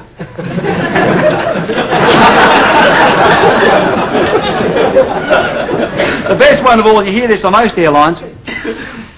I can remember one night in turbulence, we were bouncing around the sky trying to find a hole to park this crate. And we're going down like this and people were scared and people were sick and the captain came on to reassure us by saying, ladies and gentlemen, I'm sorry about the turbulence, but I can assure you this will be our final approach. Now here's the way it works with cliches. I first became aware of this when I heard the following conversation between a fruit shop owner and a 5-year-old boy. The 5-year-old boy had said to the fruit shop owner, what are all those red berries? And he pointed to all these red berries. The answer was, son, they're not red berries, they're blackberries. They're only red because they're green. Now this is the sort of language that we're dealing with. Now here's the way it works. I decide I'm not going to tell you the truth because I can't afford to tell you the truth, or I don't want to tell you the truth, or I don't think you should know. So because I'm going to tell a lie, my brain says, now wait on, let's have some of these cliches that'll try to be as honest as we're going to lie. And I'll start popping some of the following statements if I'm going to lie to you. They include, well, to be perfectly honest. Now, how many times have you heard somebody say to you, look, to be perfectly honest, and you know here inside that they're not telling you the truth? They say things like, well, look, to be frank, meaning I haven't been frank up until now. Look, in all sincerity, and then they stick the boot into you. And the granddaddy of all these is with all due respect. Now, what does that mean? They've got no respect, have they? Now, with all due respect, there's a softness. If I said, for example, Derek, you're a fool. He might come and belt me, and I can't afford to take that chance. So now I use a softener. I say, Derek, let me say, with all due respect, mate, that you're a fool. Now he starts thinking, well, at least Alan respects me for being a fool. So I've used a softener to manipulate it. Now, if it wasn't for these cliches, most politicians would not have much to talk about, am I right? Because anywhere between 50% and 100% of a political speech can be cliches. Now, some of the favourites include one that means, I resent that question. The cliche is, with a smile, let me make one point perfectly clear. At this point in time is a good one because that means 5 minutes from now it's not true anymore. It's only at this point in time. Obviously is a good one. Now obviously means if you don't agree with me you're a fool, and clearly covers the same thing. One that's a joiner, joins together irrelevant thoughts that don't have anything to do with each other. And having said that, let me say this. Yeah. There's a very clever one that goes this way. I would say this, and that's good because you're not saying it. Therefore, there's no liability attached to it. You never did say it. There's no promise you ever will, but you would. You say to a leading political figure with the government, what's your opinion of the opposition leader? You might get the following response. Well, that's a good point you've raised there, Alan. Let me make one point perfectly clear with respect to that statement. Having said that, I want to say this now and make it clear to all concerned so there's no misinterpretation of the facts of what's been stated here today. That obviously, as I understand it to be the case, and don't quote me as having said that, but I believe and always will believe, with all due respect to the man and the question you've raised, and that question is, why did you want to know this, correct? What do you got? Nothing! But it doesn't matter. 60 to 80% of your impact is the way you look and move. 20 to 30% is the way you sound. Provided you gesture and move, you can get away with almost anything these days.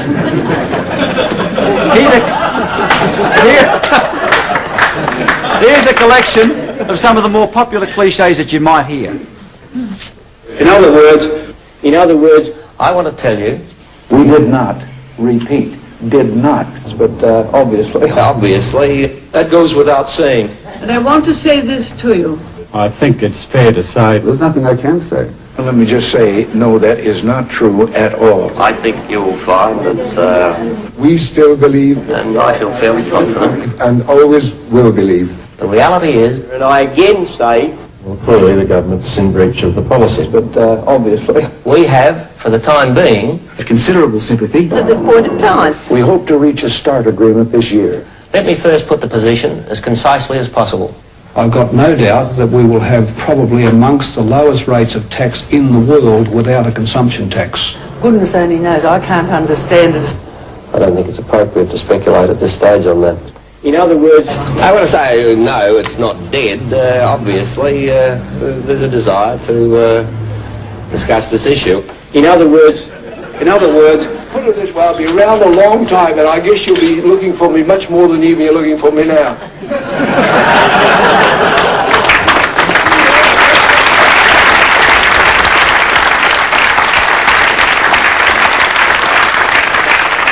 Now that last man, Sir Joe, never used any of the cliches in talk language. He used fillers. Now a filler is where someone puts a microphone in front of you. You must open your mouth and some noise has got to come out before you say what you want to say. Remember, he had three favourite fillers. Remember what they were? My goodness gracious me. Don't you worry about that. And the last one was, you mark my words. Now, you'd say to Sir Joe, what do you think about the government? Oh, you mark my word, don't you worry about that. My goodness me, they're crooks! So he calls a spade and axe, hits you on the head with it.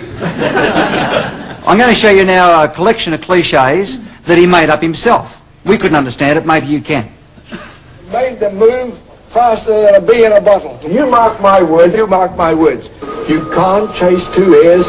You either leave one and lose the other. Everything's going ordinary, according to the way it ought to go, as far as I'm concerned. I'm not interested in talking of that silly nonsense. Because they shoot themselves in the feet and they shoot their own ship. They don't like me, they hate me. Just to take one look at them, you could sum them up. I wouldn't have them to tie up my shoestring. Goodness me. Yeah, you haven't woken up yet. I've been there, I'm there now, I know. The point is, there's no need to go into that today. Go and jump into the lake. I do not accept any blame. I never intend to, I never have to. You mark my words. Don't try and walk with a foot on each side of a barbed wire fence. It's pretty uncomfortable. Everybody take your right hand and hold it in front like this. And hold it across on top of the left knee of the person beside you. The left knee. Now put it on the top of their knee. Rub it just back and forth a few times. Okay, cut. What you were doing then was using the ancient speaking tools of the hands. This is what we used to speak with before we learned to verbally speak. And you were placing it in an intimate zone. Now there are certain places you can and can't touch people. Depends on your relationship. Depends on whether they're male or female. Let me demonstrate this. Can I ask you to come up here, please? Now, with a woman, for example, we know that studies show women touch each other from the hand to the point of the elbow is the prime touching zone, so they'll talk like this. The secondary touching zone is from there to there, and women can touch each other on the face. Okay, thank you. Come back up here, James. Oh. So far you got your name right. Spelling's a bit rough there. That's it, do you jack it up, that's a good boy. Okay. One thing we know about research with men, particularly English-speaking men, the only place you can touch them as a man is between the elbow and the shoulder. That's it.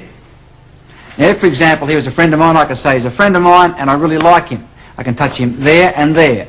I couldn't say he's a friend of mine and I really like him. I'm not allowed to do that. All right, now where do you touch somebody you've just met, a stranger, who you want to impress and get on with? Well, we know from studies that waiters who touch patrons between the elbow and the shoulder when they're explaining a wine menu or when they're explaining the food and asking how do they like the service, get 5 to 10 times the tips of the waiters who don't touch at all.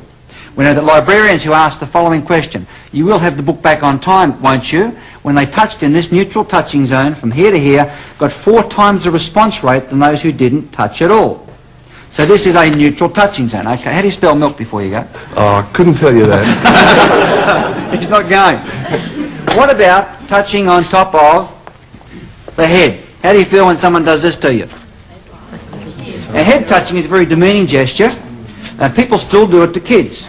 There are only certain people who are allowed to touch us on the head in English-speaking society. Now, never touch Chinese on the top of the head. It's a religious insult. Have a look at this. You'll see people who can touch. Now, this man has the authority to touch. Touching on the head for blessing is a very ancient gesture. Now, it's something that we should avoid. Now, what happens when politicians start doing this sort of affair?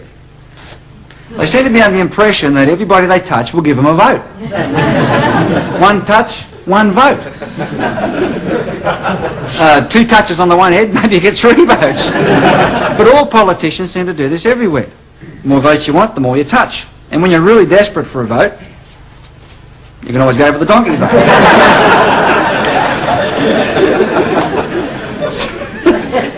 Something else we know about touching is this thing called a handshake.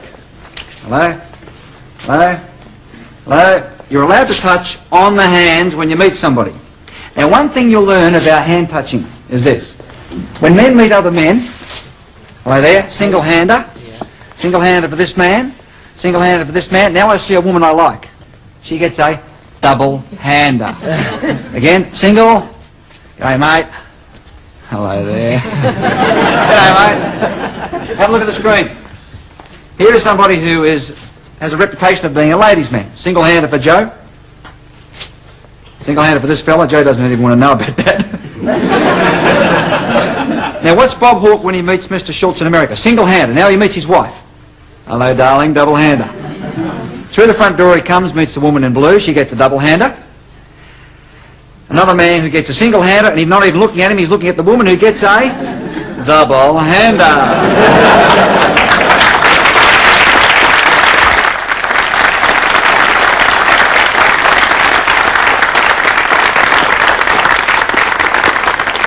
Okay, what happens if you're a well-known person like royalty or politician? You're meeting the crowds, and all of a sudden someone's got you in a handshake and won't let you go. How do you get away? What sort of technique do you or don't you have? Here's a couple of very well-known identities. Let me show you what they do. Now, Andrew Peacock's never had a technique for getting away. He tries to break with his left hand. Watch this. No, she's not letting him go. You're staying right there, fella. So all he does is try to walk off and take her with him. Now, here is an expert in handshake release techniques. He's been locked in this one for about 90 seconds. Now, what Charles does, he changes the subject and pretends to pull his hand out and point over in the distance. Changes the subject, pulls the hand out, and, oh, it's over there. Now, this next scene, this woman's got hold of Bob Hawke's coat tail. Now, he knows he's trapped and she's not going to let him go. But he's got to move on. Now, notice the solid red brick wall behind them. Now, someone has said, move on. Now, his first strategy is to try to push her forward to break the grip.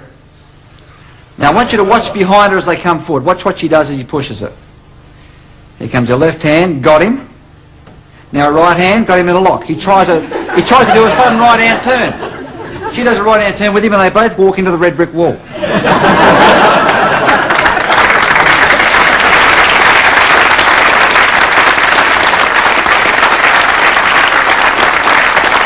Now, it's also possible to learn someone's occupation through the style of handshake they've got. Can I ask you to come up here for a second, please? Thank you. No problem. For example, we found that research with the railways discovered they've got their own special handshake, as do the Sawmillers Association. Just last week we were talking with the Milk Marketing Board, the dairy farm. Give them a big hand, ladies and gentlemen.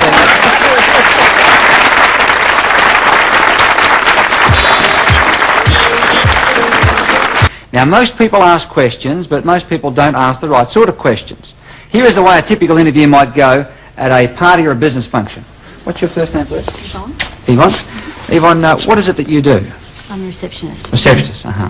And how long have you been a receptionist? 3 months. 3 months, huh? You like it? Yeah, it's great. Uh-huh. Think you might stay at it? Yes. Think you could stay where you are or move to somewhere else? I have to stay where I am, yes. Pretty good job then, is it? Yes. Great day, isn't it? Now, as humorous as that may seem, most people ask questions like that. They're called closed-ended questions, and the conversation goes nowhere. Now, closed-ended question either gives a yes or no answer, and then the conversation dies, or it gives a simple numerical answer, like how long have you been there? 3 months. Then it dies, Or sometimes we tell them the answer and the question. We're one of the only countries that does that. We say, how you going? Good? How's your father? All right? Now, closed-ended questions make the conversation die, but even the experts ask closed-ended questions. Here's 2 interviews. The first interview has 6 closed-ended questions and the conversation dies. The second one has 13. Have a look at this. Even the professionals do it. Hello. Hello, is that you, Marianne? Yep. How you doing? Good, thanks. You having a good time? Yep. You got any idea who this might be? Yeah. Who is it? Johnny Young. Hi, sweetheart. You having a nice day in Brizzy? Yeah. Great. And you'd like a request on Young Talent Time? Yeah. Now, in this interview, we're talking about turtle eggs. She breaks all the rules in this. Watch. So there's egg on the end of the stick? Yeah. Right. And how many eggs will you find in a hole? Oh, 40, sometimes 30. Do you often dig for eggs and find that someone's been there first, like the dingoes? Yeah. Does that happen a lot? Yeah. How long do you boil them for? Oh, it's half an hour. Half an hour? Yeah. It's a long time. Do they come out hard or Yeah. soft? Soft. Like a chicken egg? No, soft. It's cooked. So you just boil them. Would you eat them with anything or just straight? Straight. Do the turtles lay eggs all the year round on the beach here? Yeah. Is there a time when they've been there too long and they're no good to eat? No. You eat them all the time until they hatch, can you? Okay, that will probably do.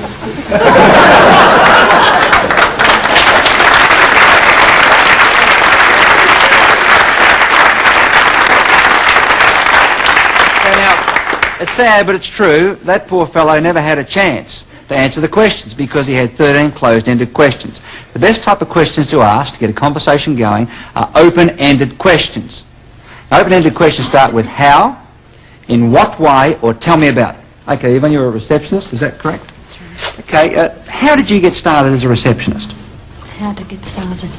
There's an opportunity going in the New Westgate complex, and I took it. Yeah. And then you can see what's happened. Yeah, I've thrown in a bridge. I've started with the question, how did you get started as a receptionist? Now, normally when you ask that question, you follow up with this type of very valuable movement. And you rub your hand on your chin. This encourages people to keep talking. And once they stop, you throw in a bridge. And the bridge can be, and then a very effective one is meaning. Now, if you can't think of anything to say, just say meaning, then it's their problem. Now, the good thing about questions, it gives you control of the conversation. Whoever is asking the questions is running and controlling the conversation. So what happens if someone's questioning you and they're controlling you and you don't want to you don't want to do it, you want to get away from it? Well, let me show you how the professional question escapers handle it. Have a look at this. These are some of the techniques. Walk near a helicopter or a plane and pretend you can't hear. Very good technique. You just can't hear the embarrassing questions they're asking. Laryngitis is good. Or you can just turn the other way and wave in the distance. He's waving here to fictitious people. Waving to his own security men. You can put it off till later. Oh, I'll tell you next week. I'll tell you next week. All the best. You can turn your back on them. Oh, well, I mean, events have taken their course, haven't they? I think I've said all that I need to say over the past few days about it. You can try and explain it and be submissive. As far as I'm concerned, that's the end of the matter. I won't be responding to any further questions on the issue. Read the subtitles, this is self-explanatory. I don't mind when my face is taken. When you do start talking down with your sweetheart, that's where it's forward, okay? Try this. Rude. How rude. Next question. Remain the file. Why should not? Do you think you've been unfairly treated? No, I don't think I've been unfairly treated at all. You Brown, Why did you do it, Mr. Brown? Brown, why are you so angry about Oh, press about silly little girl. Mr. Brown, why are you so angry with the press about it? I think you're a team of girls, that's why. That was tough, but here's an example of blatant aggression. Now wait a minute. Oh, no, you can't. Can you let me finish? Now, the rest of them want to hear that. Just contain yourself, will you? Good. Well, if you find it difficult, just go away, because the others want to hear. If you can't have your difficulty by yourself. Good. Okay.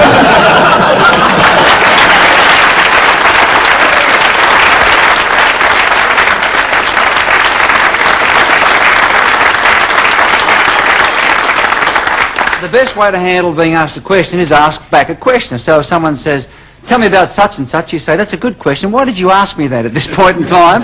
Nod your head and you've got the control. Now, everybody loves to go to parties. They're great fun. We have a good time. We meet interesting people. They're also a terrific place for you to check each other out. So that's why at parties you see lots of preening.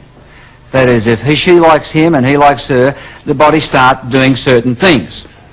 For example, in the case of a woman, if a woman likes you fellas, you get lots of hair touching. Now, there's a relationship between how much she likes you and how much she touches her hair. So if she's not touching her hair, maybe you're bombing out.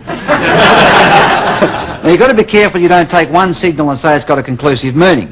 Like if she's trying to arrange her hair and you jump in with the wrong open-ended question, I mean, you're in trouble.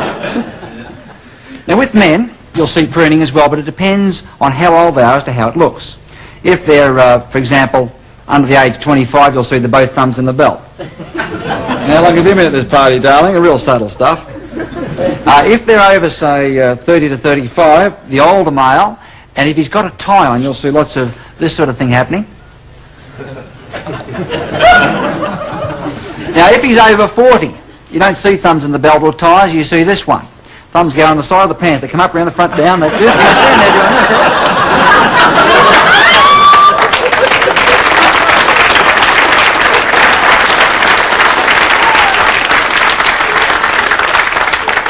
Let's now go to a party, see what we can see. There's two types of conversations you'll see here. First of all, there's the verbal conversation, what we say. Then there's the body language conversation, which adds up to 60 to 80% of what we actually feel and think. Now look at this. See what the man on the right's doing to this woman? He's wiping imaginary pieces of dust off her shoulder. This is a territorial gesture. He's claiming her as his property for the benefit of that other man. What he's saying is, back off, fella. Now notice they're all smiling, but look at the arms. A lot of aggression, a lot of hostility. She's holding a wine glass with two hands, and she's standing between them. She hasn't decided which way to go yet. Now we have bookends. Now the fellow in blue was sitting like this first. This other woman, this young girl, wants to get his attention. So she preens her hair and copies his body language. Smart move. She's also giving him a very good dose of the subtle shoe.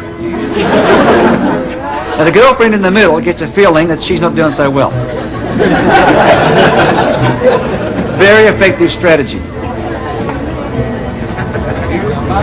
And this next scene, you'll see the man on the left has hooked his thumb in his belt. Look at that. The guy on the right is starting to use aggression signals. See the finger? Now look at the woman. She's positioned herself so she's now facing the guy on the left. She's almost cut the other guy out. Now the guy on the right gets a feeling he's bombing out, but he doesn't know quite how. The man on the left is making his moves. Here's a couple of crutch displays. They're done for the benefit of that woman.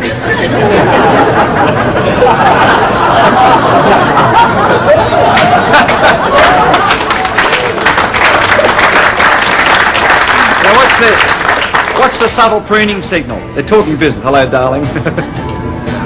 Now this woman is feeling pretty cool about it. She's using the most confident and powerful position a woman can sit in. This is a good one for business women, I'll tell you that. Leg twine, steeple position, pinstripe suit. She's very powerful. She knows she's got these guys on toast. Meanwhile, back at the ranch, good hip action on the guy on the left. Now look at the woman in the middle's doing now. Look at this. Oh, she's really responding to that. Yeah, the guy on the right, he's almost behind her now. All he can do, because he's losing out, is use aggression signals. But look at the smile on their face. Watch his finger come out and threaten while he's smiling.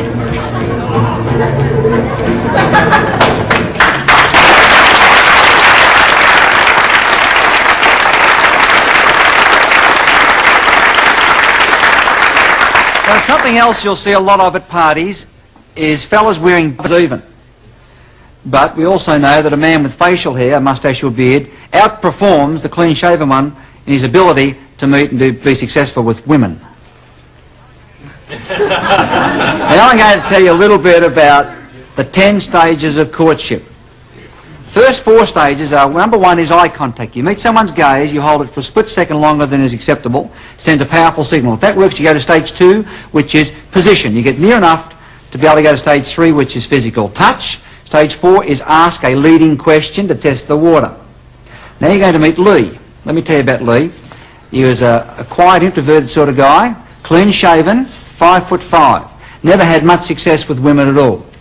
So the first thing we said to Lee was, grow a beard. Your chances go up twice just by putting the hair on your face. Now he grew a beard. It wasn't exactly what we had in mind. I've got to tell you that in advance. But nonetheless, it was a beard. Let me show you what happened. This is Lee.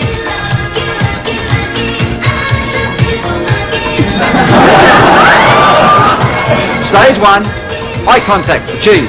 Stage 2, position. This allows him to go to stage 3. Watch what he does. He's read the book, learned the rules, contact. Now, if you want to go to stage 3 of courtship with anybody you meet, get your hand out in front early. He holds it longer than is normally acceptable too. Everybody you meet at functions, get your hand out. You immediately get the access to stage 3 of courtship. Because if you don't shake hands, you've got to spend a bit of time figuring out how you're going to touch them without being formal. Now, you would have noticed that Lee was not in a good position. He was too far opposite. So his next strategy was to manoeuvre around to get beside her. Here's the way it went. Now he's going for stage 4. Notice where he's touching. Between the shoulder and the point of the elbow, the neutral touching zone. Now he's got to get that beard across and give her a good smell of it. He asked the open-ended question. Let's see what happens. The beard is working. Now what this means, fellas,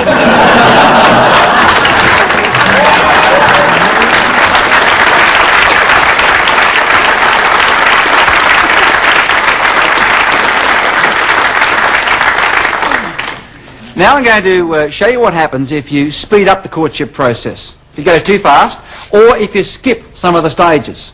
Now, if you skip some of the stages, they reckon you're fast. You're going to meet a woman. My mind's wandering, my tongue's following it. You're going to meet a man that practically every woman will identify with. Have a look at this. Every party has a fella that looks a bit like this.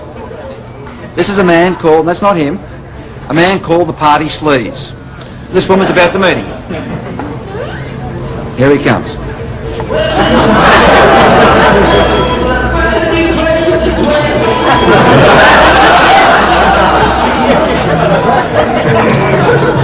He's got the compulsory white shoes and pants. He's got all the adornments that these guys wear. Now he doesn't have a beard, but he does have a hairy chest. He's got the compulsory medallion. Now hairy chests are only half as good as beards. He's now going for stage 1 eye contact, but she's not looking at him. That makes him impatient, so what do these guys do? Well, he skips stage 1, goes straight for position, which he does subtly.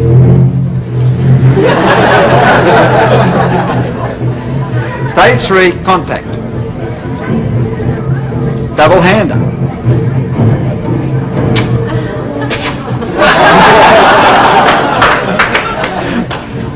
Now he goes for intimate touch. Have a look at his hands.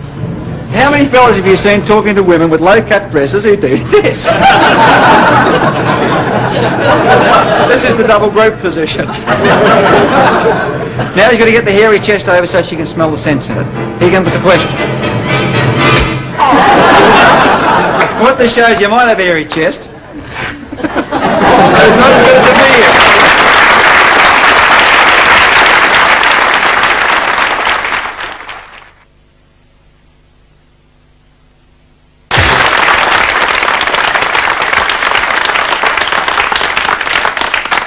Now, the studies show that in the first 4 minutes of seeing you, people form up to 90% of their opinion about you.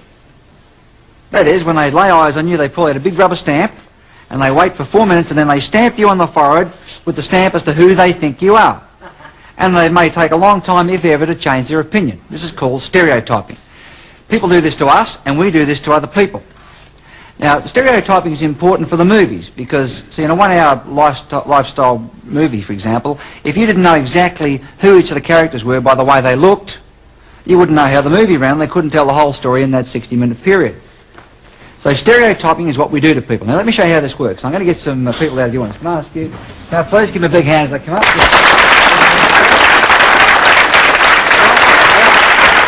you come up here, please?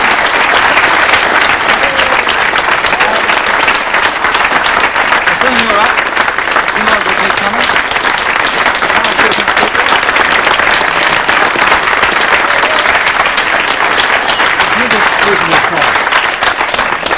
Now have a look at these 5 fellas.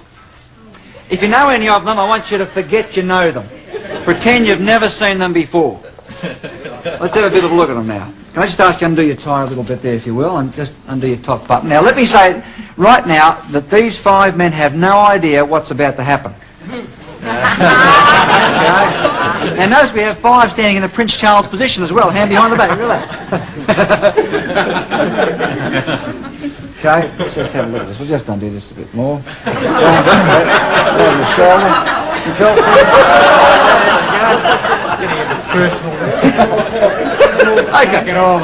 Let me tell you what happens with a cowboy movie. Cowboy movie has 5 stereotypes to make it work. First of all, there's always a good guy. Tell me about the good guy. White hat. White hat. What else? Clean cut. Clean shaven. Anything else? Yeah, he's got a good smile. He can sing. Clean clothes. Always walks into town with both thumbs in his belt because the women love it, right? There's always a villain. Otherwise, you couldn't have a cowboy movie. Now, to keep them apart, you've always got a sheriff. There's always a banker. I've never seen a cowboy movie that didn't have a town drunk.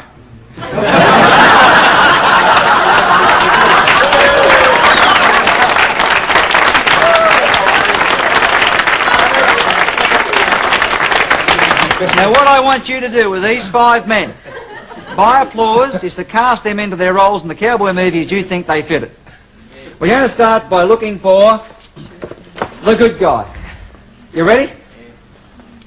Is that the good guy? No. Is that the good guy? No. Is that the good guy? No. Is that the good guy? Yes. Congratulations, come forward. Back there. Have you been the good guy, you'll get a copy of Talk Language because all good guys read those type of books. Okay, now we're looking for the villain. You ready? Is this the villain? No. Is this the villain? Yes. Sorry to say, can you just move along the end there, Dan, if you will, if you come and stand here. Because you're the villain, you'll get a copy of a book I think all villains need, which is called Everything Men Know About Women. Truth of the matter? Absolutely nothing.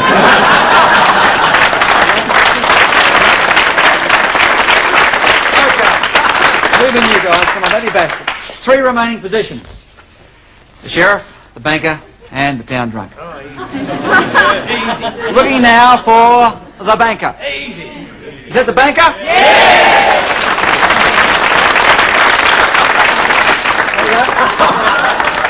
Because you're the banker, you'll get a copy of Right Language by myself and Paul Dunn.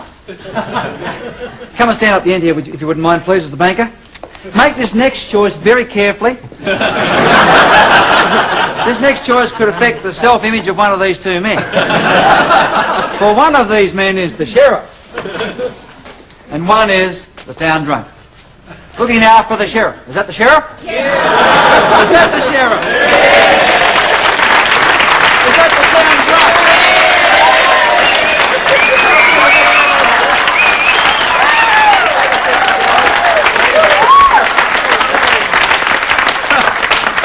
Sit down, fellas.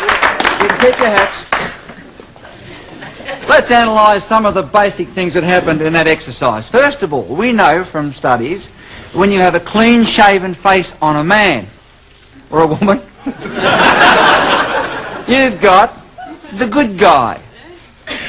Now again, this is because signals transmitted from the face are covered up by facial hair. The minute you put whiskers on a man's face, moustache or a beard, without exception, you've got the villain. Now does that mean then, if For those of you who have moustaches and beards, you've got to rush home and shave it off. Yep. No, it doesn't mean that. What it means, you need to be aware of in the first 4 minutes of meeting someone new, that you will be stamped as the villain and treated that way unless you do something to compensate it. Such as smile, talk and touch between the shoulder and the elbow, which is the neutral zone. Say something, touch by handshaking. If you're introduced and you put your hands in your pocket and say nothing in the first 4 minutes, you've had it, you've been stereotyped.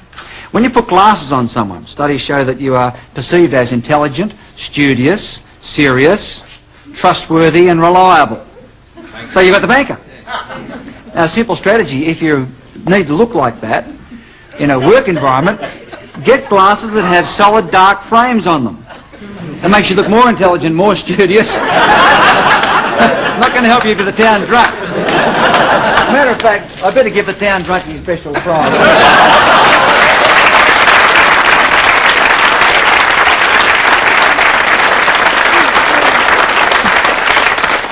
Now, when you get grey hair on a man, or no hair if he's bald, those two body signals send high status.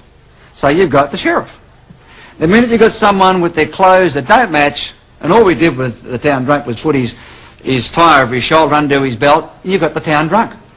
That means if you go to meet anybody for the first time and your clothing doesn't match, it's not coloured right, or it's not neat, they're going to think, in effect, here comes the town drunk. We're going to now see how perceptive as a group you are. I'm going to ask you to rate and evaluate me. Now, you've all had about 10 minutes tonight to have a good look at me. Let me ask you the following questions. I'd like your answers. Do you believe that I'm more introverted or more extroverted in personality? What do you think? Who thinks I'm more extroverted? Put your hand up. Okay. As a kid, do I come from a large city area or do I come from a small country town somewhere? What do you think? Who thinks small country town? What's your criteria for that? The fact that you're extroverted. The fact that I'm extroverted. Good clear mind, this fellow, not all clubbed up with the facts.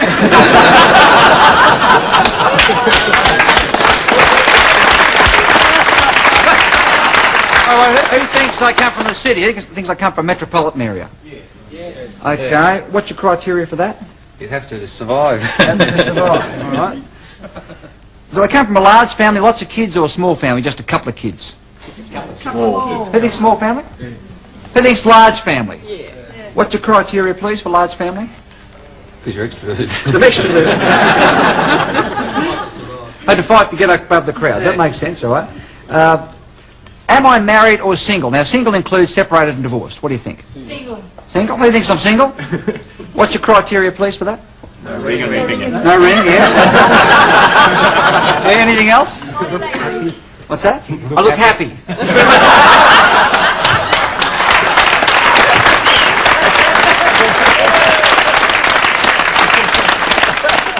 Okay. Whereabouts are you from? From Melbourne, sorry? From Melbourne. I heard what you said, I'm just sorry. Who thinks I'm married? Who thinks I'm married? Okay, majority. What's your criteria for that? Grey hair. Grey hair. I'm working for a living, all right? If I was married, which the majority of you seem to think is the case, to what sort of person would you expect to find me married? Blonde. A woman. That was good, a woman. Assuming it was a woman, Mr. Town Drunk. Would you expect her to be more extroverted or more introverted? Introverted. Who thinks she's introverted? What's your criteria? Can't get a chance to get a word in. Opposites attract. She's introverted. Is she more blonde or more brunette and toning? Blonde. Who thinks she's blonde? Who thinks she's more darker colours, more brunette? Okay. She's shorter or taller generally than me? Who thinks she's shorter? She's a short, introverted brunette. Okay. If I was married to this short, introverted brunette, do we have any children? How many? Two. Who thinks 2 or 3? Okay. A high school or primary school? Bit of both? Maybe a bit of both, yeah. University. Okay. Primary school. My office environment, is it fast-paced or slow-paced? Who thinks it's fast? What sort of location is it in?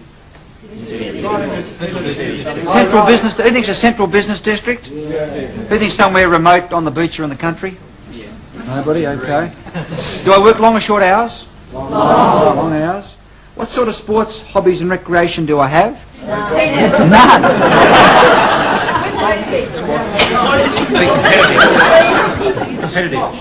Competitive squash, tennis, anything else? Golf, squash, tennis, some sort of a ball sport, is that roughly the idea?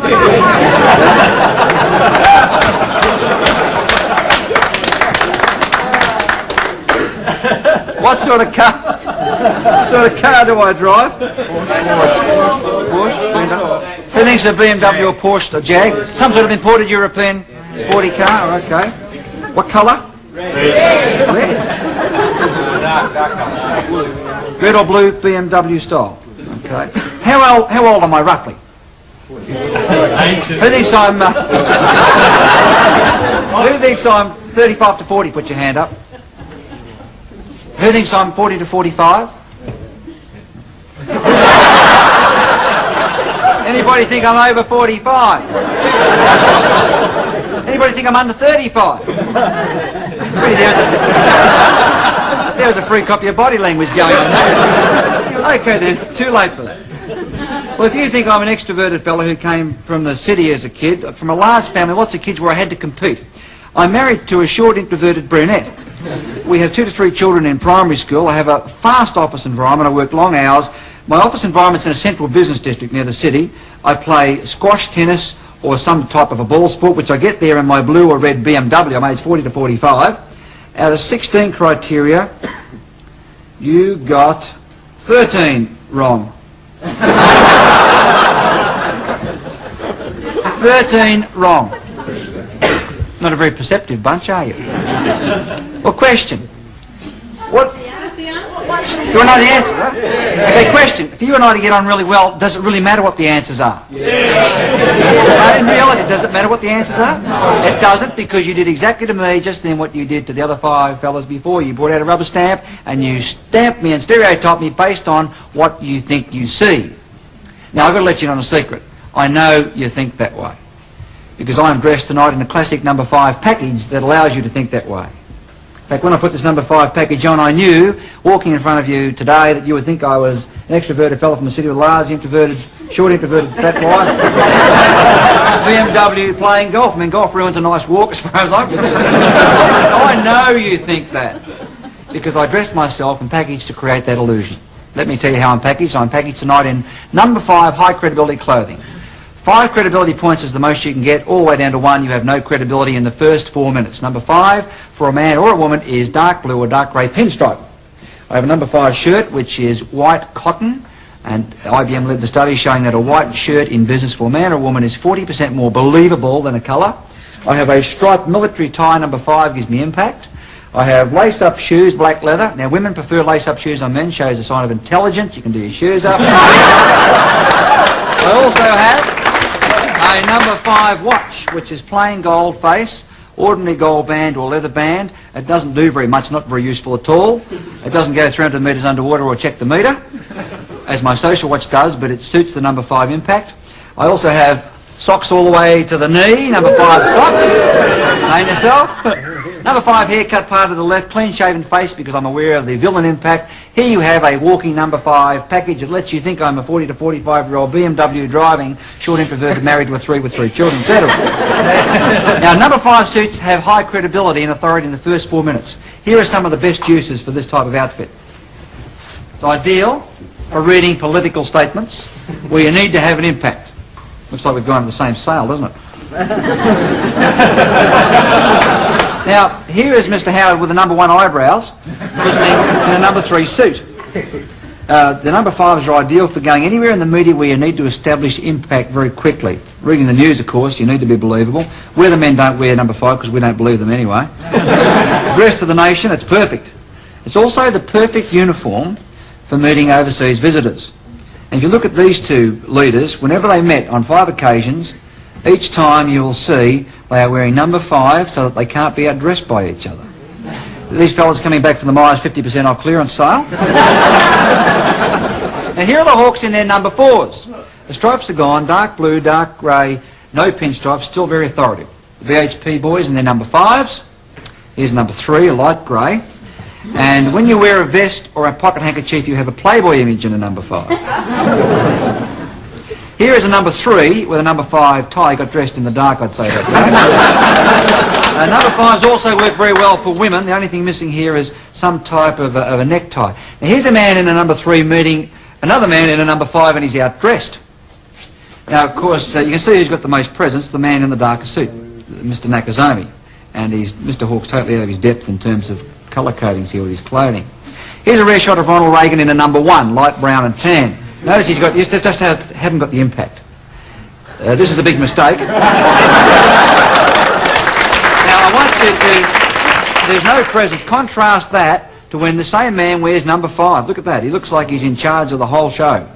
In a number 1, with all the colours of light brown that don't tone, there's just no presence. Here he's got tremendous presence. This guy's still got his pyjamas on from the morning before.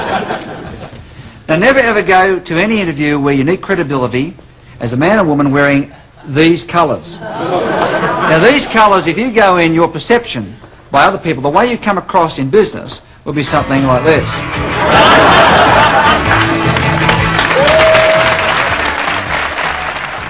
Let me see a show of how many married men there are in this audience. Married men? Put your hands up. A couple of slow responses up the back there. Okay. 68. How many married women? Married women, hands? 36. All right. Now, can I see the hands of the single women? Single women? Just checking the action for a couple of the guys. How many of you at some point in your life have been or will go to an interview? Most of us. How many of you go to an interview as part of what you do for a living? Put your hand up. Now, there are some little techniques for making yourself more effective in an interview.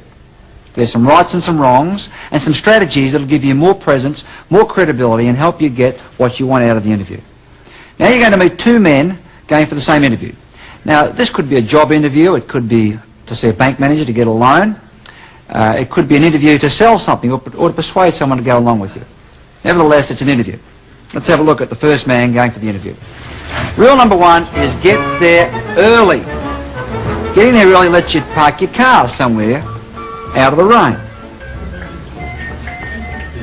Also gives you a chance to get rid of any umbrellas or raincoats you've got. You don't have to rush.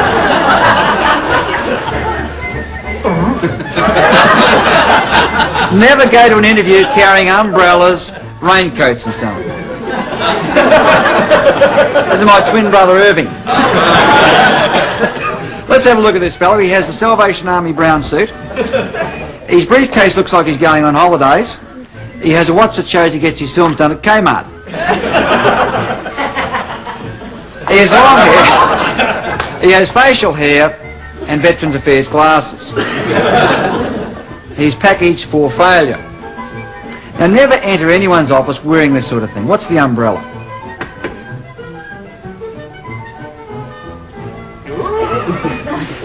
Now, the problem is he has no handshaking technique, so she's not sure whether he means to shake hands or not. How many of you have been through this?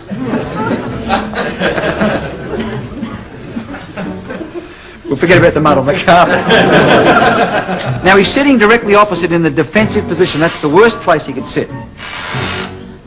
If he hadn't been there earlier, he would have noticed he had a speck of mud on the inside of his nose. He's only just seen it. Now, the trick is how to remove it.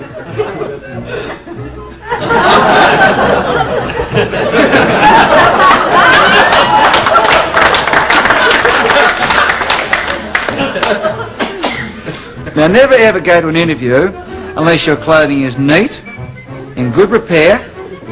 Otherwise, you're likely to think you're the town drunk.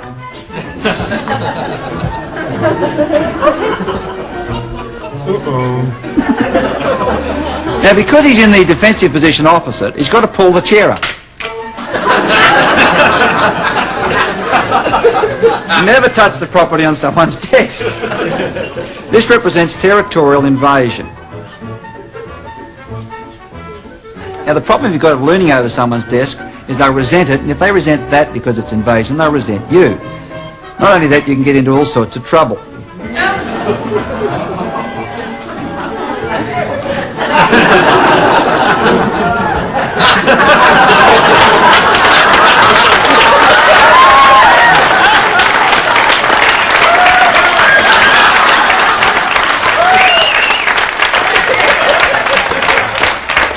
Don't ever touch the interviewer. As you probably suspect that this guy didn't get the job. He's also got his tie caught in his briefcase, you might have noticed. This is a clear example of no strategy, no technique, no preparation.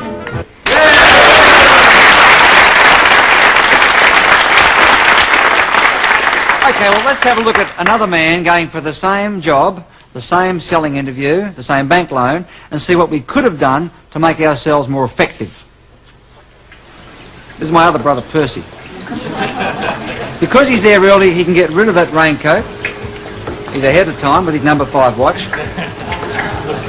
He can get rid of all that and walk into the interview with his hands free. First rule, get rid of anything in your hands apart from what you need. Now let's have a look at this fella. He has the number 5 glasses, clean-shaven face, number 5 hair, number 5 suit by Anthony Squires. He has a left-handed military striped tie, briefcase in his left hand so he can shake hands with his right hand, doesn't have to fumble, and he has, of course, his standard lace-up shoes. When you enter an office, never hesitate, either walk straight in at the same speed or stop. He goes straight in, see what he does with the handshake, telescope the handshake so when you get there, there's no fumbling. They know exactly what's got to happen. Good technique. Now she's invited him to sit in the competitive defensive position. He gets rid of things in his hand next. Next, you mirror and copy the body language of the interviewer. Whatever they do, copy it. Now he's in the defensive position. He wants to get out of that position and get around beside her or get her around beside him. He knows if he hands over that information, he's going to be stuck in that seat, so now he talks about it in an attempt to encourage her out. Now he's going to try and ask her to come out from behind there to read the small print. Okay, now this time it's worked. Next strategy, again, continue the mirroring. Now when you do this mirroring, the other person gets a feeling there's something about you they kind of like. Sort of a rapport, because what they're seeing is you reflected in them. Now he can hand it over, and you probably guessed who made the sale, got the job and got the loan. He did. This is an example of having strategy, being prepared and getting on with everybody. His car's undercover downstairs in the car park basement. Gets his umbrella back. It was a prepared strategy. He knew exactly what he was doing. Now the other fella can't even find his car. Remember where he let it? Doesn't matter. Yeah, the police found it.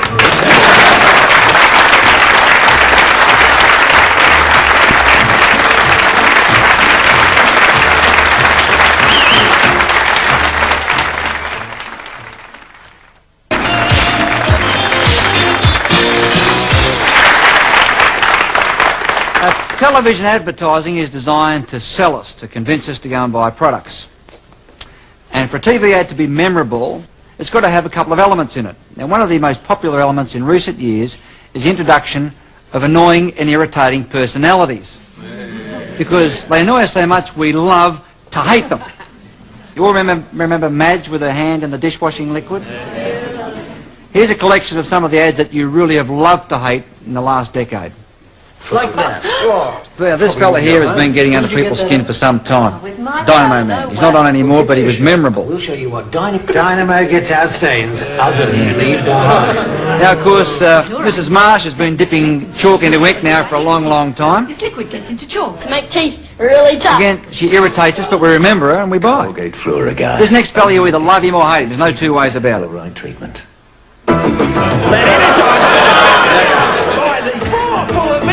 Love him or hate him, you all recognise him and know him, right? And the advertisement that currently is getting under most people's skin. Here she comes in her balloon. Rita. No party would be complete without Rita coming with her margarine. What do you reckon, love? stuff, great taste, great The value. expression you love. Okay,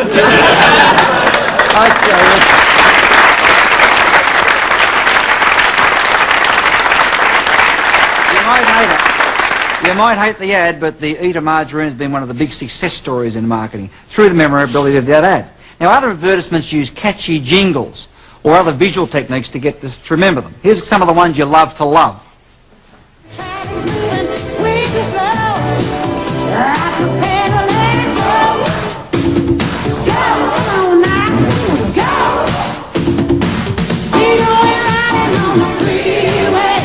Here's some visual techniques. Here's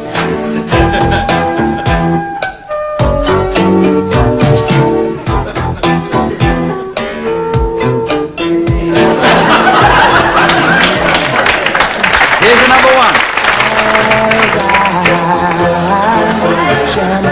Got a few subtleties in it. The number one selling ad right now. I love the feeling, nothing can be better. Now, when man meets woman, their bodies go through certain physical changes if they are attracted to each other, and these physical changes are used to sell products. For example, if you meet somebody you really like, a couple of things happen. First, stomach goes in, your chest goes out, you become taller, and you walk with a more pronounced walk. A couple of other things happen. Your heart begins to beat faster, and this causes blood pressure to build, and the blood first of all starts to show in the cheeks, and you get this flushing. It also starts to pump to your ears, and your earlobes expand when you like somebody. Now, we're the only primate that has earlobes. None of them have it. And, of course, the earlobes expand. That's why it's an erotic area for kissing right here on the ear. The lips will also expand and become redder as blood pumps through. That's why pouting is so important. Makes you look sexy as a woman, not as a man. And also, the pupils of your eye will dilate. It'll get bigger when you see somebody that you really like. Now, let me show you how this works. We're going to build a face and show you how cosmetics market a woman's face. We start with a natural face, natural features, and the first thing we'll do, as most women will know, is to put on foundation, to even out the skin tone. Next, by enlarging the eye display, we artificially make her look as though she's more interested in us because her eyes appear to be bigger, so we find her more attractive. It's the purpose of eye makeup. Now we add the capillaries flushing in the cheeks by putting on blusher. We enlarge the lip display next. We're the only primate with lips on the outside of the face. Monkeys and chimps have them inside. And the technique of lipstick is to show that she is excited because the blood's pulsing. Now at the end of last century, ladies of the night wore this on their cheeks, so now she's a sex symbol. We enlarge the earlobe display by putting dangling earrings, hang the hair in the face, and here is our final package ready for marketing.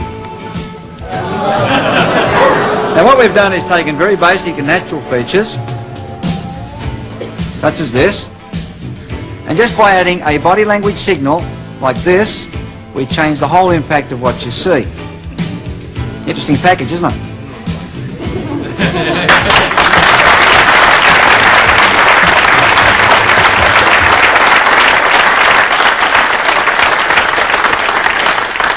Here is how those signals are used to market. Here is currently a top-selling poster. Now, if you look at this, the most noticeable feature is this great big pair of red lips. Right here.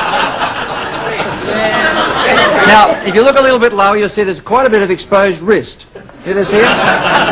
When a woman likes you, fellas, she will talk and expose her wrist. If she doesn't like you, the wrists are out of sight. Look across, you see some great big round shoulders. See this here? Round shoulder. Looking over a rounded shoulder has been an essential signal for women for about 2,000 years. The most noticeable thing, of course, is that great big round pair of dilated pupils that you can see right here. Now, to show you how important the dilated pupil is in marketing, Mother Nature has endowed these creatures. Aren't they beautiful? How would you feel about them if they looked like this?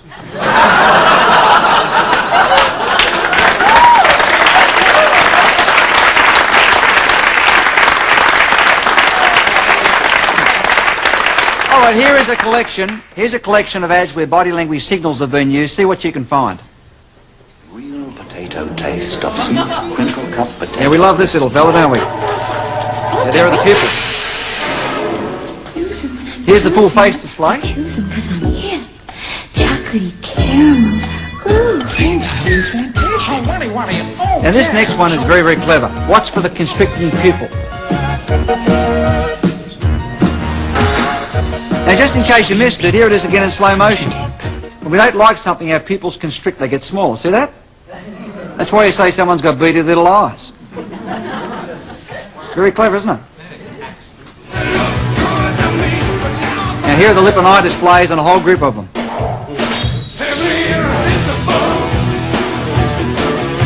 Great for selling videos. Now if you take the lipstick off someone and put a cheesel in their mouth, they don't look so attractive, right? Now in courtship, the most powerful signal that's sent is intimate gaze. That's where you meet someone's gaze and you hold it longer than is socially acceptable. An intimate gaze is where you look from the person's eyes to below their chin. If you hold the gaze, it sends a very powerful signal. This next advertisement gets my personal body language award for the most creative body language signal. See how many signals you can see in this commercial. Somewhere where she met, but luckily they're fairly rare.